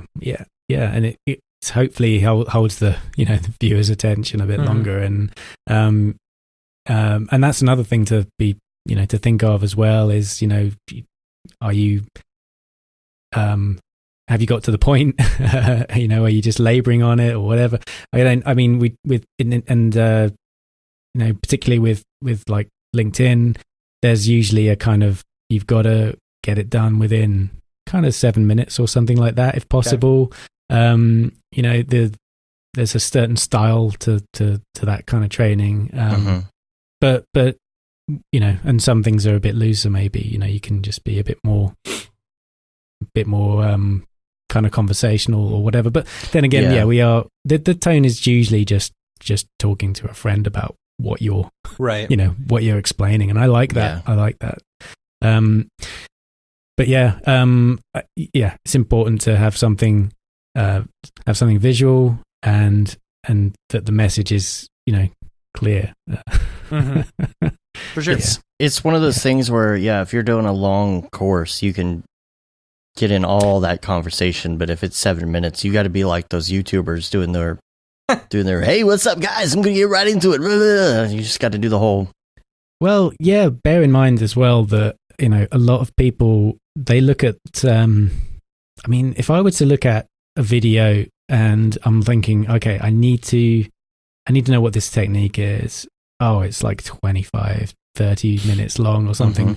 Like, how does that really take that long to explain that? If if I'm just coming at this as a new person, if I've got an appreciation for, the technique or whatever, and I know that, okay, it's going to be a few steps, and I know that the person doing the training has a reputation for then throwing out some extra nuggets in there, and you're like, okay, cool, I'm gonna pick up a lot more out of this. You kind of have to manage their like expectations of you want how invested they're going to get in watching something to the end or whatever, because most people are going to just go, okay, put it on 2 times and let me just get to the point, and I'm in, I'm out, thanks. Yeah, that's what happened to me this week with an After Effects button that I needed. Like something was disabled in After Effects, and I'm like, why is this disabled? And I need to figure out how to turn it on, and I just searched for it, and it was a 25-minute video on how to enable that thing. And I'm clicking through it, and I'm clicking through it, and I'm clicking through it, and it's a guy going, today I am going to show you how to do this thing in After Effects where you will do. And they're on a blank screen the whole time, and I'm just sitting there going through, looking for that 10 seconds of knowledge that the whole video is about. The best thing, you start clicking through, and then you're like, okay, nope. Oh, too far. Okay, now I got to go back. Exactly. It takes you longer to watch it. Oh, you fixed it already. Go back. Yeah. So, there's a lot of factors in there. Yeah. The prep time is usually just like the killer, though. Do you how many times do you run through it before you record something? Good question. Sometimes I'll just go and sometimes I'll just go for it and just see if I how it sounded. And how messy it is when you're recording it. Yeah, absolutely. Yeah, because I've got that. I've got the option. It's not live. I've got the option to fix it. Yeah. Or I can record a pickup or whatever. And do it that way. And sometimes it's nice to have an intro and an outro scripted or something, so it just feels clean. But you wouldn't want to have the whole thing like that. Otherwise, it would just be too hard to do. I've seen people I've seen tutorials where it looks like what they did was they went through, they did the entire thing without doing anything. I think Binging with Babish does this when he's showing off how to cook something. Like, he will actually go through and cook everything, and then edit it together and do a voiceover on top of it. Yeah. And I've seen that's what the puppet guy does. Before. Oh, well, I would assume so. Yeah. Well, there was a clip one time where he was going to show something off, and he hit the puppet's nose, hit the space bar, like to start the video. That's funny. Because when you go through these, you end up doing. If you try and do like a cold run, sometimes it goes great. Yeah. But sometimes it's not. And sometimes you're just like, all right, you get to the end, you're like, okay, I screwed up about 15 times in that. Yeah. And I don't know how it's going to take me longer to edit it than it will just redo to record it correctly. Yeah. So you just do it exactly. Again. Yeah. And just by going through it and just doing a take, you're going to get better on the next one anyway. Yeah. So because you also figure out, I that's what I would always do back when I was recording tutorials years and years ago, was that I would go through and I would run through it, and I'd kind of be explaining it to myself as doing it. And then you'd have an idea of like whatever problems you that came up while doing that, once you figured it out, you're able to explain to everyone why you're doing it a specific way. Right. That's a great point. Yeah.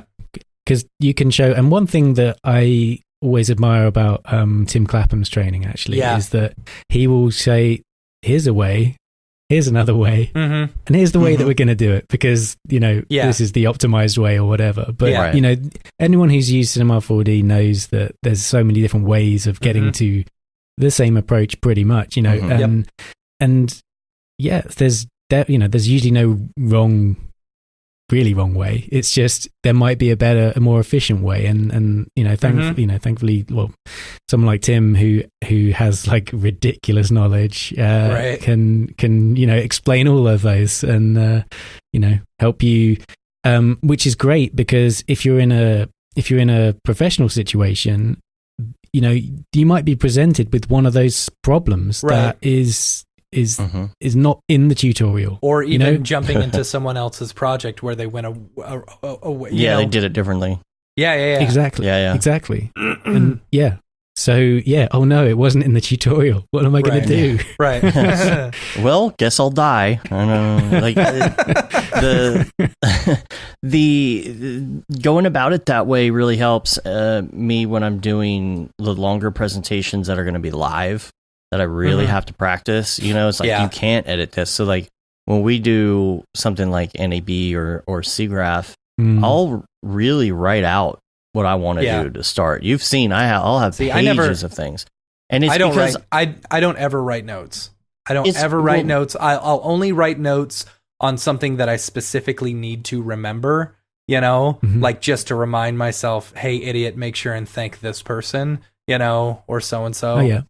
I start with like a real broad notes, and mine have gotten shorter, as I've had more practice. But really, I start with those broad notes to remind myself, and then I'll start running through.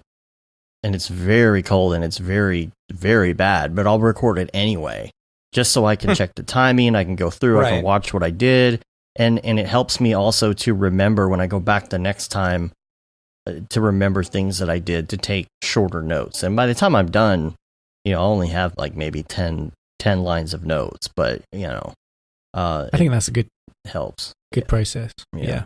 You just chip away at it, Yeah. And you're kind of solidifying it in your mind anyway, and just like, okay, that's cool. Filtered it down. I think I tend to do that kind of thing as well for presentations. Yeah. But then, when you're doing a live demo, anything can happen. Yeah. So. Yeah, that's true. Now on your freelance work that you're doing, we were talking a little bit over Slack before the show. You were talking about momentum and keeping your momentum up when you're doing freelance work, and I totally know what you mean about momentum getting hammered, especially when you're trying to do other stuff as well on top of it. Like, I mean, trying to do freelance work and then also try and do the tutorials and everything else that comes, or for us putting together Camp Mograph or parties that people have thrown us into unbeknownst to us, it's like trying to do all that and, not stay sane. It's difficult. It is, yeah. And I always feel like, I'm getting a really good run at something, and everything's kind of doing all right, and then and then you lose it. You can lose it so easily. And I mean, it's just a case of recognizing maybe when it's going to go or whatever, and trying to preempt that or whatever. But sometimes you can't do that. It's just find your way back into it, and that can come from other things as well. Like I'm now in this kind of stage at the moment of doing a lot of training, and just keeping the momentum up with that is pretty tough, actually. It is. It takes a lot out of you to record. I mean, you may be only recording a 7-minute video, but what people don't realize is how many hours of time you put in ahead of that.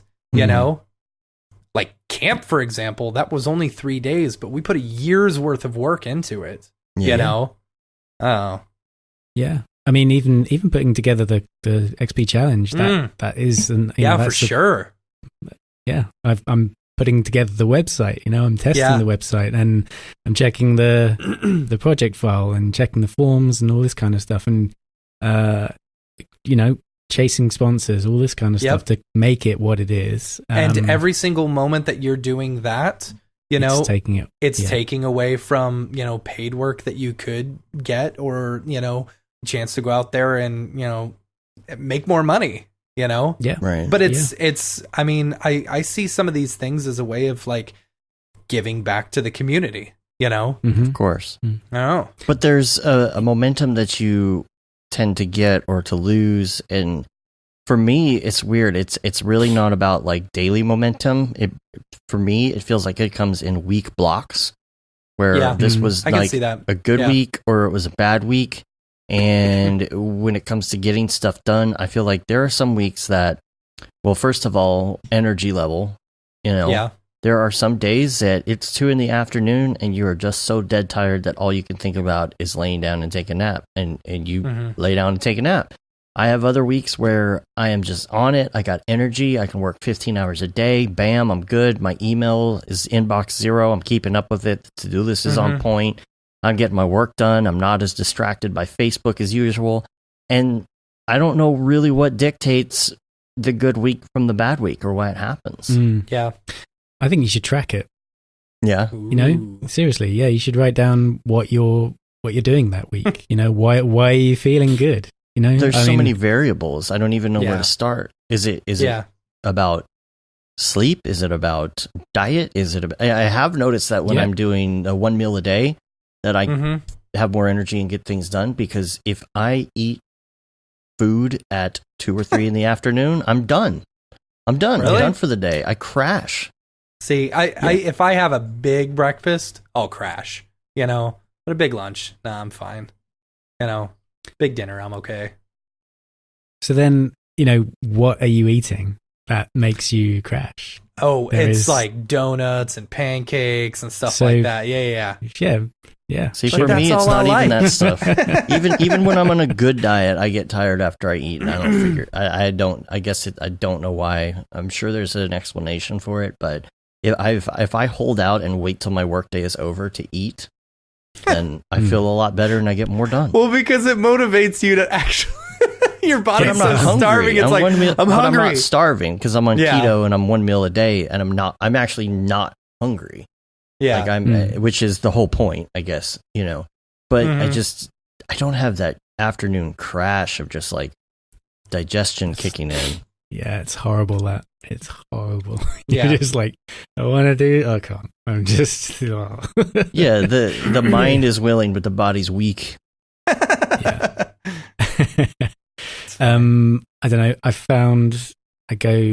I'm training for a half marathon, so I'm trying to run a bit more. Well, you know, I am, yeah. And when's the marathon? How much longer do you have? It's in March. Okay. You got time. So I've got some time. Yeah, I'm up to 10K, just above 10K at the moment. So I need to double that, and then I'll be. Man, that's rough. Yeah, but it's actually, you know, it's good to get out and do a run. Even recently, I was just I had a headwind and pissing rain and all this kind of stuff, and it was just miserable. But I was like, I'm doing it. I'm still doing it, you know. And yeah, I managed to get through my 10K, and I felt good all day. You know, I felt great after that, and I need to just keep going with that. I think that's probably, you know, it's different things for different people, and I think also, you know, maybe diet or whatever is a huge factor in that. Like I went out with some friends on Friday night.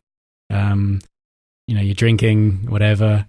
I thought I'll do a Sunday run, and it was a struggle, you know, then, you know, and I was like, oh, well, we know what the culprit was then, don't we?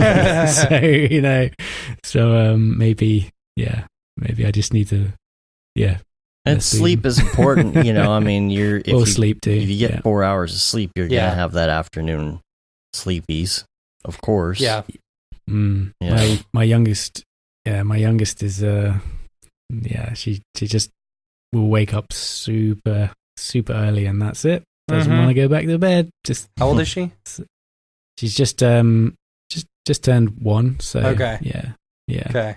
Yeah. And I have a 4-year-old as well. So She's Fun. great. They're both great. You know, they're both fantastic, but it's just like, yeah, I wish you'd sleep through. Yeah. You know what How I'm do you- tired? You know what I'm tired of as being a parent, and this is something that I've yet to come. I finally came to the realization this weekend. As a parent, you don't get weekends anymore. Like it's filled up with either like What's that? yeah, exactly.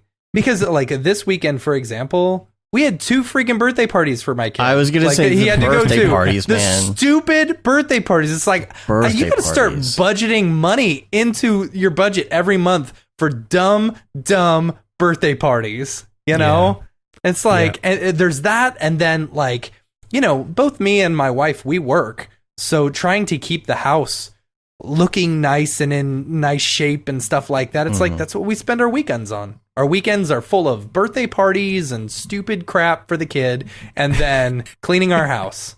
It's like, Yeah. where's my weekend? Man, the birthday parties It's- are just insane. Like to the point where it's like They're another so birthday party. stupid. It's like Yeah. you're trying to schedule stuff, and it's like, well, we can't go do anything cool for 6 weeks because there's a birthday party every Saturday. Every weekend, yeah. Yeah. So dumb.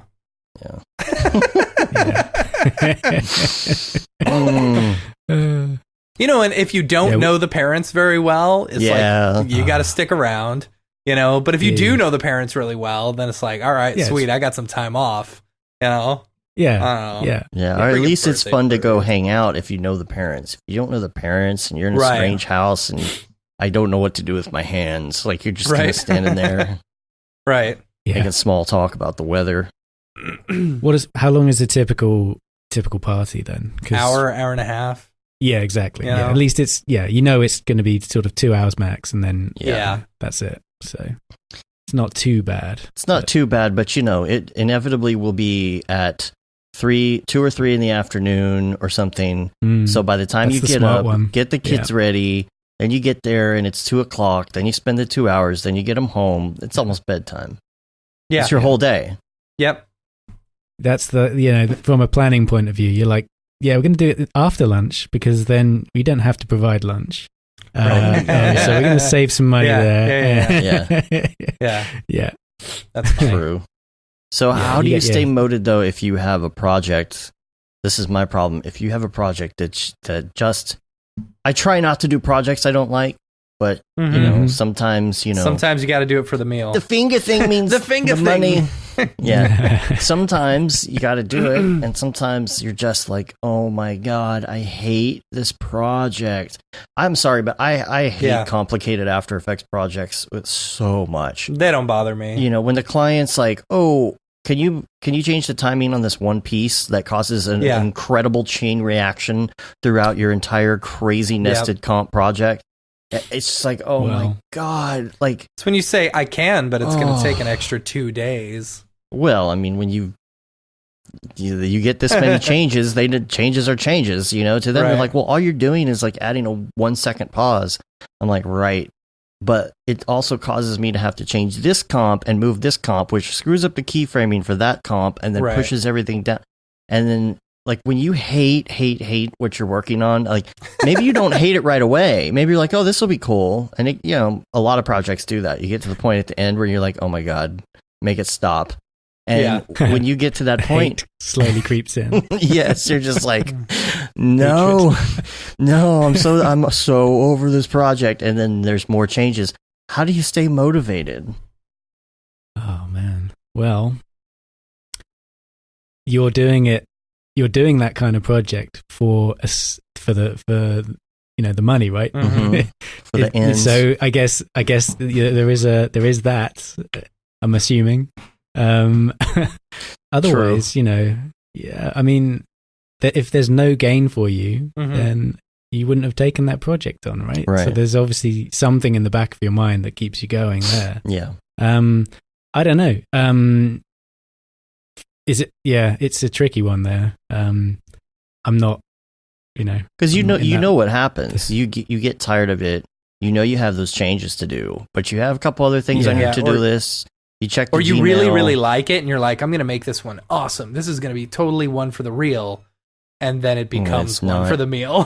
you know. But then you have that's so changes sad to make. when that happens. Yeah, You'll be sitting in front of it, in front of your computer, like procrastinating because you know how much you're not going to like doing it.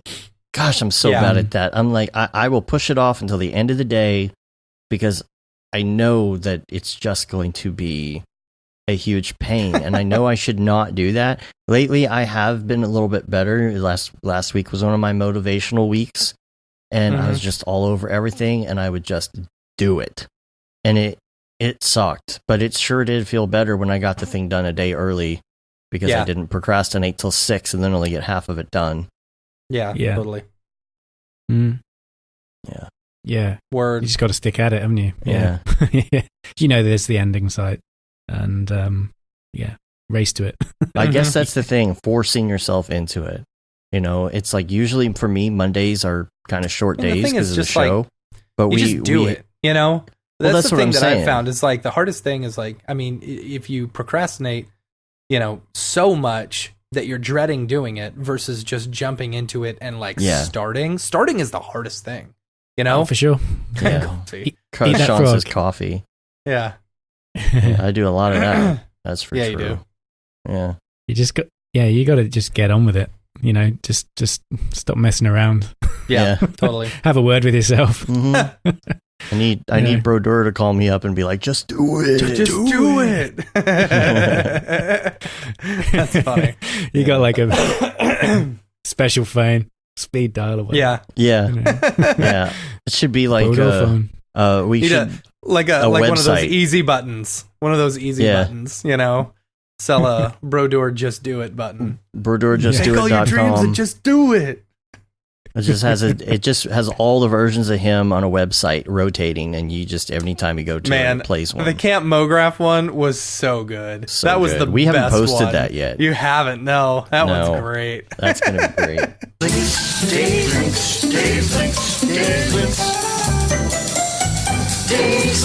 All right, let's do some links real quick, and then some people's people and stuff like that. I think we talked about one of these already, which is I'll put in the show notes. It's created.academy.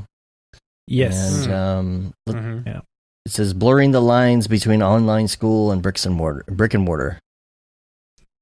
Oh, that's what I said. Yeah.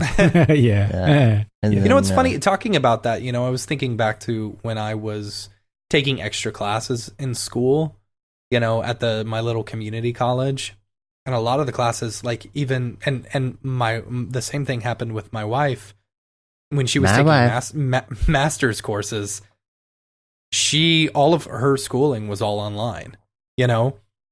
And while there's like this talk about, you know, online schooling versus like brick and mortar, you don't realize how much of the brick and mortar nowadays is actually online, you know? I don't know. Yeah. Next on the list is this is the Dune Pro PC case. Tell us about this. Oh, yeah. I saw like a YouTuber who had a spammy looking icon about this thing the other day. Look at this case. Blah. Make sure you click and subscribe. But I did hear it's a good cease case. And desist from Apple about it, you know? Yeah, it's was it the Linus was it Linus Tech Tech Tips or Tips? something? No, it was someone I hadn't seen before, but it was very much like that. Yeah. I mean, I wanted to get your perspective because I haven't bought a PC case for a long time, and I've actually backed this Indiegogo thing so that I have a case that I quite like the look of in the event that $200 for a case though. That's quite expensive. It's not that and expensive. $279 if you want to get the other like front to it, you know. Yeah, the front does a lot of noise cancelling as well. Actually, does it? Quite clever. Interesting.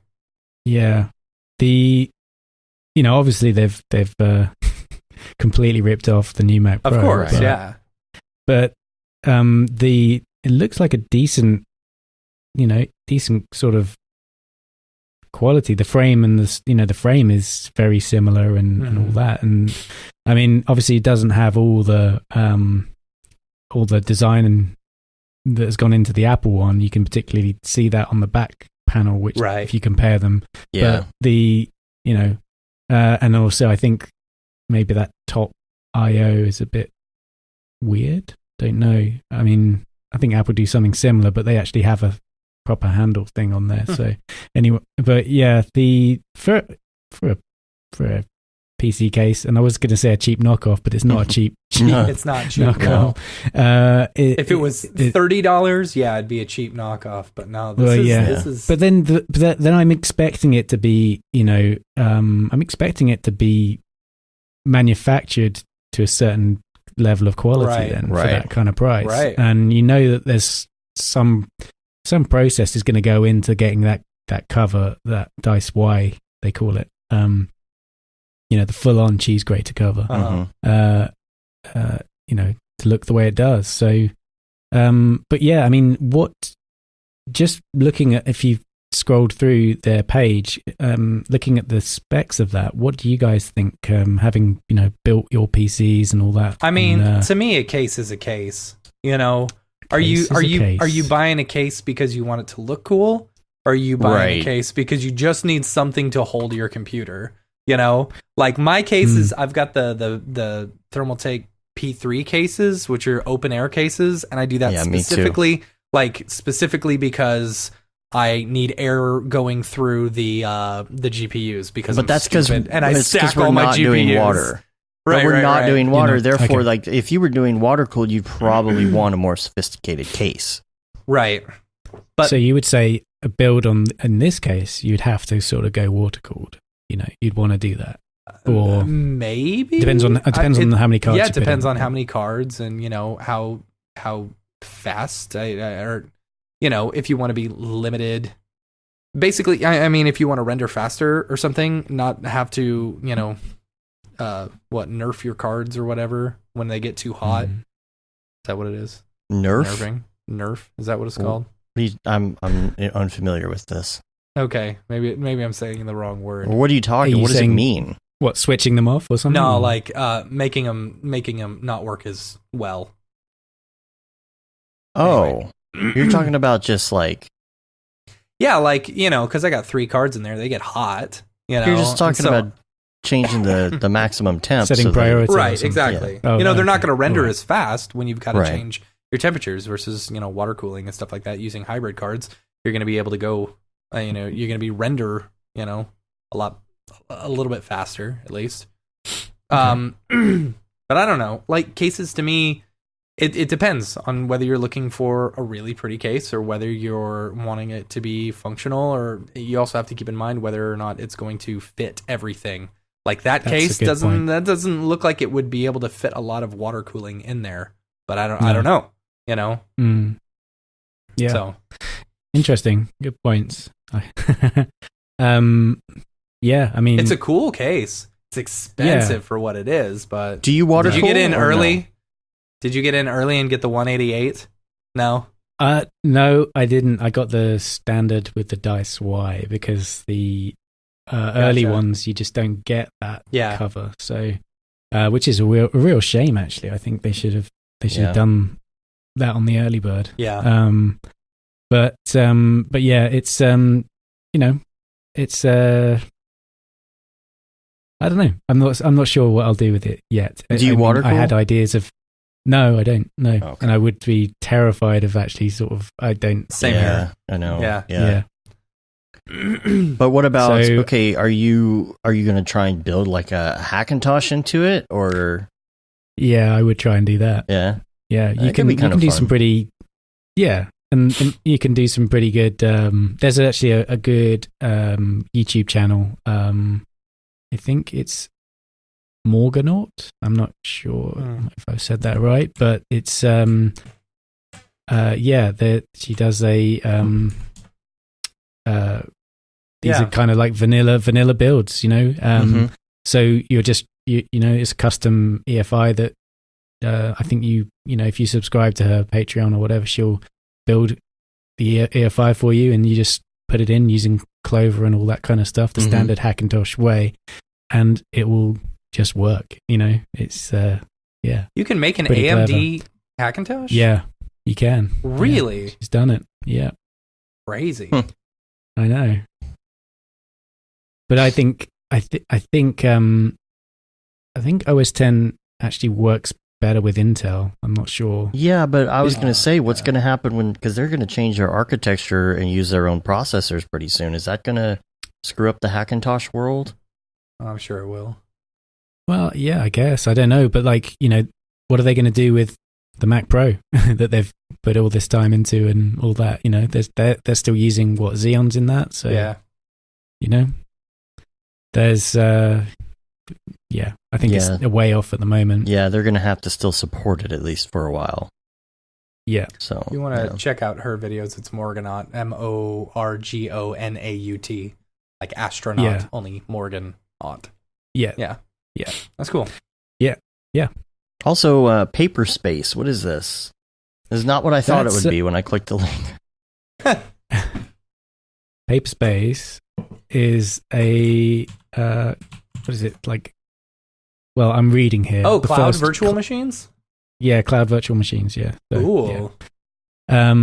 And on their site, there's a section there. They do have a Cinema 4D logo. I've seen it being used. I can't remember where, guys, but I guess it's just like a browser window that then you log in and you can, you've got your virtual machine there. You can, use, I guess it's, just sort of, you've got a PC in the cloud. So, yeah. Huh.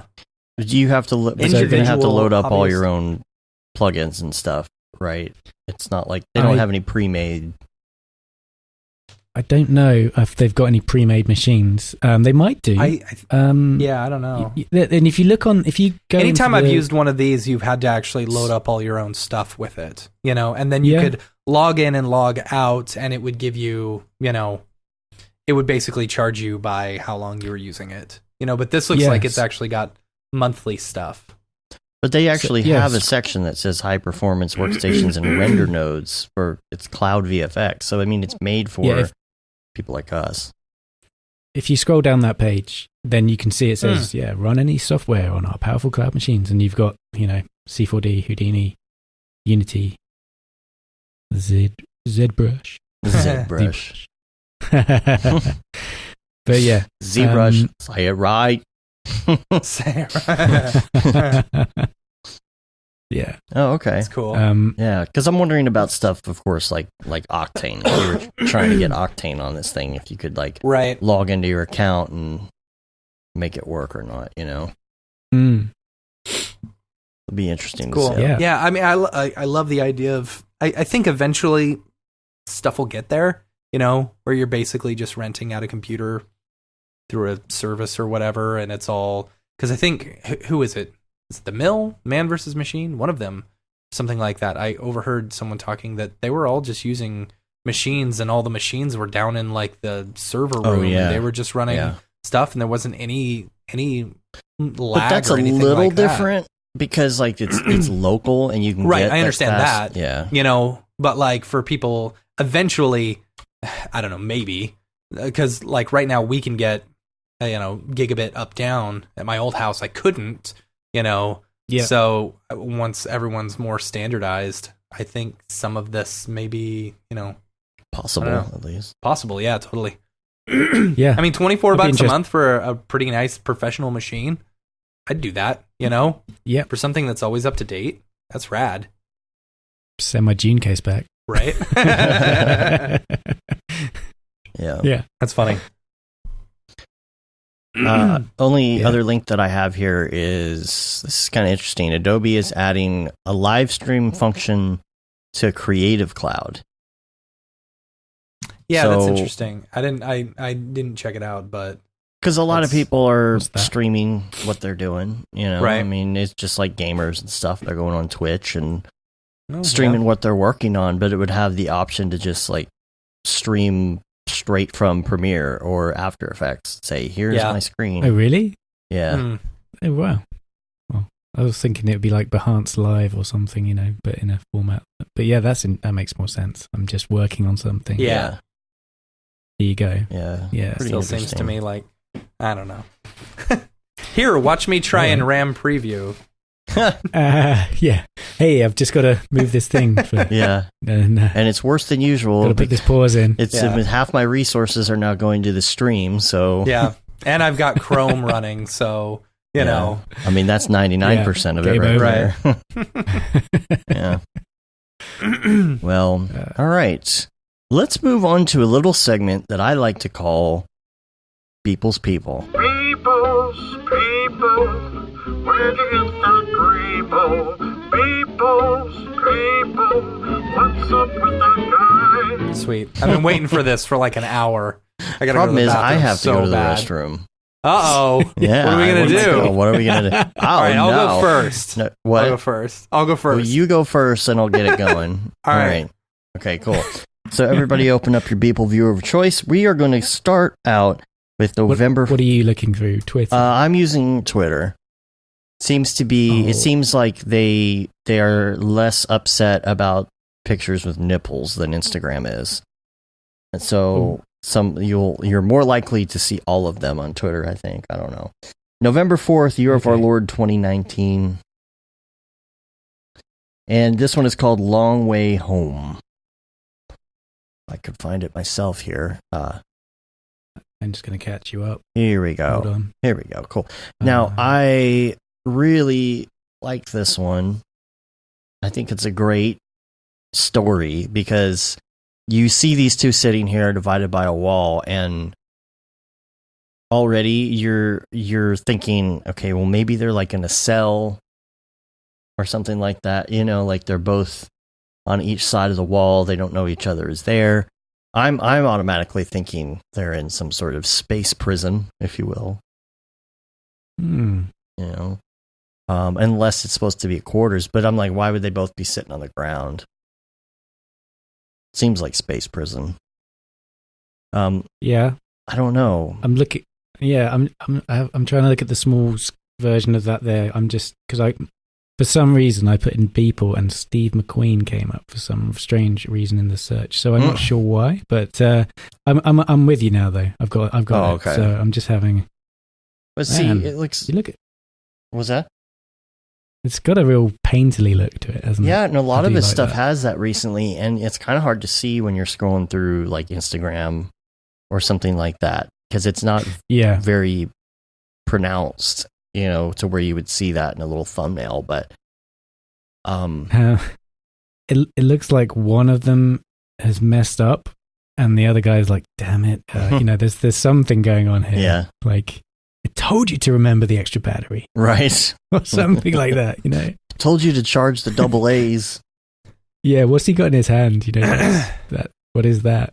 Why didn't you charge my headphones before we got on the plane? Yeah, I know, right? They got some serious knee pads on there as well. Yeah, that's funny.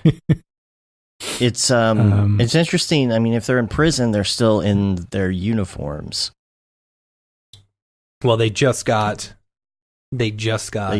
captured or something. Yeah, maybe that's the uniform. You know, that's the uniform. Well, you keep going on this while I go to the restroom now. Oh, okay. Yeah, keep going. You're gonna have to hold out for like 30 seconds. That's fine. I really love the composition of this. You know, like that it's from the in between the wall. I think that's really rad. And the fact that he didn't just like mirror it per se, that he actually changed up some of it. Yeah, for sure. Yeah. He's been doing a lot of these character stuff lately where like he actually goes through and has a rigged character or will go through and rig someone, you know, which I think is very cool. Versus just like people like to give him crap because, you know, it's like, oh, it just throws a whole bunch of, you know, kit bash stuff on there and then he's good to go. But for some of these ones where he needs a specific pose, like he's actually going through and rigging and waiting and stuff. They're very cool. Yeah, I mean, this is his focus right now, isn't it? It's composition. Yeah. So, you know, if you keep that in mind, that's what he's, you know, trying to get better at this time around or whatever. But yeah, it's really cool. I mean, loads of little decals and stuff like that, which is nice little detail here. Did you see the? I don't know if we'll get to it or if he has already done it. Did you see the one where he? It was with a Pikachu head or whatever. Like he's holding up the Pikachu head, and like he showed a lot of the compositing stuff that he did with that, and he was basically bringing in a bunch of like blood drips and whatever. Yep. It seemed like a whole lot of that was done in post in Photoshop. Yeah. Very cool. Yeah, I remember. Yeah. Hmm. Yeah, that's I don't know. I don't have much else on this one. Long Way Home. Just waiting for that's Dave. the title. Just waiting for Dave. Oh, there he is. Oh, he's back. Just in time. We ran out of stuff to say. I was going to say, I hope you kept that going for all that time. Sorry, I drank a lot of water. All right, the next one is November 6th. This is called Pokemon Red. Of course. This one in particular, I think he did make sure and point out that the pigs are not actually dead because there's no blood on the pigs. But why? I don't know. Oh, that's just what he said on his Instagram story. Oh yeah, they're holding. He's holding the pigs. The other thing, I think he posted the screenshots from his mom or something on this. Somebody, I think it was his mom. Who was like, I thought you couldn't put nipples on Instagram. He's like, it's a male bloody Pokemon, mom. Right. Duh. Funny. So, what's funny about this, I love the whole flash thing, like there's somebody with like a flash or a camcorder with a light on it. Oh, right. I didn't even think about that. That's funny. Yeah. It is a male, but there is nothing between the legs. That's interesting, but maybe that's where there's all the blood. Oh, God. Wait, my bell is muted. Here we go. There we go. Wow. Oh, man. The interesting thing about this, though, is there's a second part to this, and it's called Revenge. Right. And this was the one that I was talking about, when you were in the bathroom. He did a lot of, and I think he did so on the previous one as well. He did a lot of post on this one where he was showing his process, and it's just like he came up with the initial thing, and then he was doing like adding a bunch of blood drips and stuff like that in post. Yeah, to the head and all that. Yeah. I didn't even notice that those shadows were the actual pigs. They certainly got their revenge, but I don't know how they got bigger in the meantime. Maybe they mutated and then got revenge. Maybe the ones that the Pikachu thing was stealing were their babies. Oh, the babies. The babies. I don't know. Right? Maybe this is the ooze, and they mutated from this ooze and the other one. Right. Maybe the guys in The Long Way Home they're like, man, we're going to turn into pigs soon, and that's what's happened. Oh, yeah. You see, because they've got that suit on. Yeah. Oh, okay. I see that, yeah. Like that damn Pikachu thing, put us inside. I don't know. And the last one is Forgotten Culture. I like this one. This is it's pretty. November 9th. And so I found this one interesting because the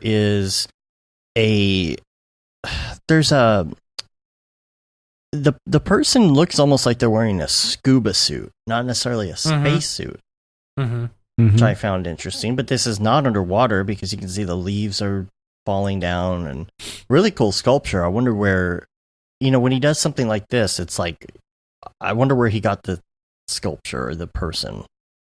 If he made any modifications, or like if all this clothing was here, if he built that, or I have questions. I don't know. Yeah, I don't know. Yeah. But super cool looking. Good composition. Yeah. Forgotten. Nice culture. Lighting. Yeah. So it's almost like discovering an old artifact or something. Right. Yeah. Yeah. People at SIGGRAPH, Mike was convincing Shams to do daily renders and stuff, and she just hit 99 days yesterday. And so I messaged her and I said, oh, you're about to hit the 100-day. That means Mike's going to give you $100. $100. Yeah. It's true. That's great. If you do 100 dailies in a row, and you tag Mike, say at BeepleCrap, he will give you $100. That is absolutely true. And you could make a living just doing dailies. Right? There you go. So it's not $100 per daily, is it? No. Once you hit 100 dailies, he'll give you $100. Okay. All right. Cool. Get on it. Yep. And if you heard it on the internet, you know it's true. So Yep, totally. Yeah. Yeah.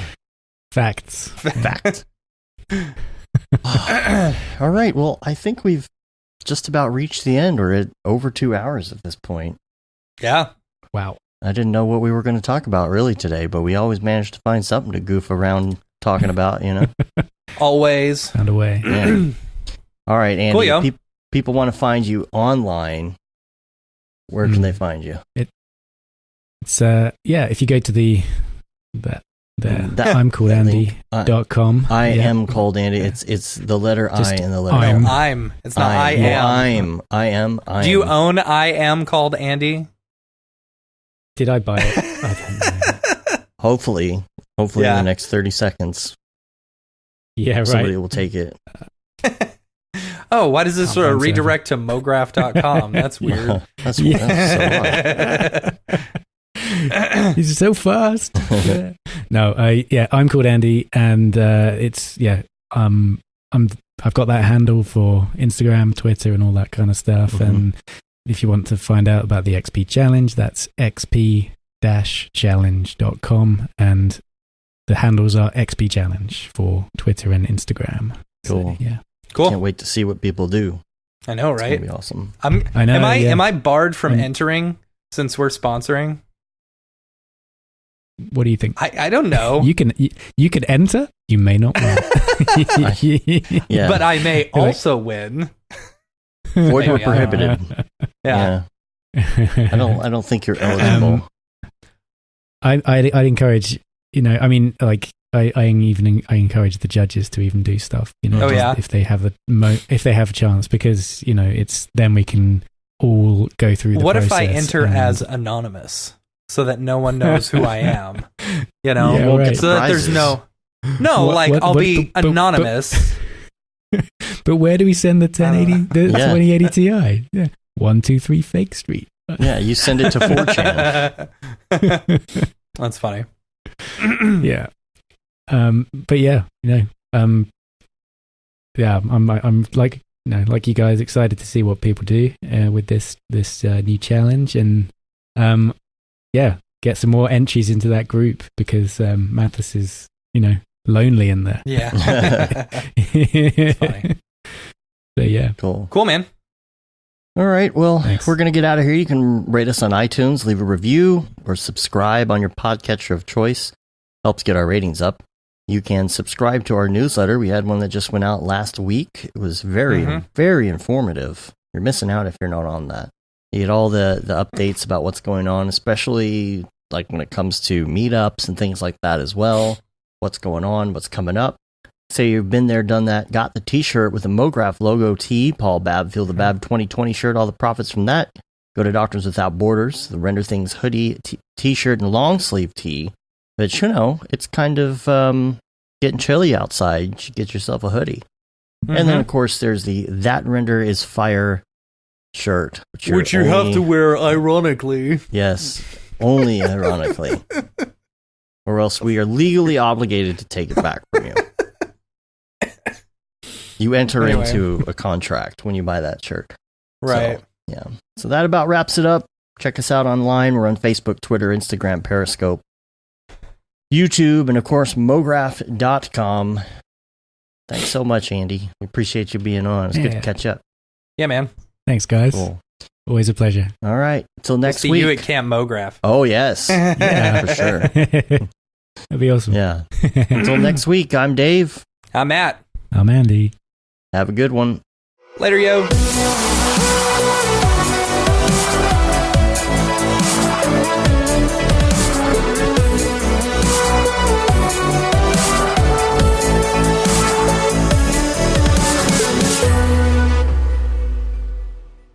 It's pretty good, I guess. Mograph.com, an online resource for motion graphic artists. Start your week with the Mograph Podcast. Industry news, interviews with your favorite artists, and terrible humor. Watch live shows and interviews from Mograph events like NAB, SIGGRAPH, Half-Res, and local meetups. Our Mograph Talks feature live demos and motivation from artists all around the world. Sometimes you gotta make stuff that you're not gonna put on your reel, and I'm not here to judge. What if Rick and Morty show up for the countdown at midnight? That's where I peaked in life, in my career. We gotta stop this thing, Rick! It's gonna kill us all! Hear from the people that create your software, design your render engines, and artists that are changing the face of modern motion graphics. You get that render done. Yeah, you better frame what? Mograph tutorials and online classes will teach you about Cinema 4D, After Effects, as well as other popular software and render engines. Throw in the HDR Studio, take the render settings, pick the HDR, put in a reflection, and gorgeous. Branch into new software, learn time-saving tips, techniques, workflows, and lessons that'll keep you up to date in the world of motion design. Oh, brother, those are some of my favorite elves. I love projects that scare me. When our art director comes to us and asks for something that I had never done before, man, it gets me pumped. Join the conversation in our live sessions, check out our plugins, or join the hundreds of daily active users in our Slack channel for technical help, advice, contests, or just to joke around. Real nice banana. Ah, that's so funny! All right, I'm gonna live forever! Subscribe today and get the latest updates on our YouTube and other social media channels. Take all your dreams and just do it! We don't care how you get here, folks. Just get here. Subscribe to Mograph.com.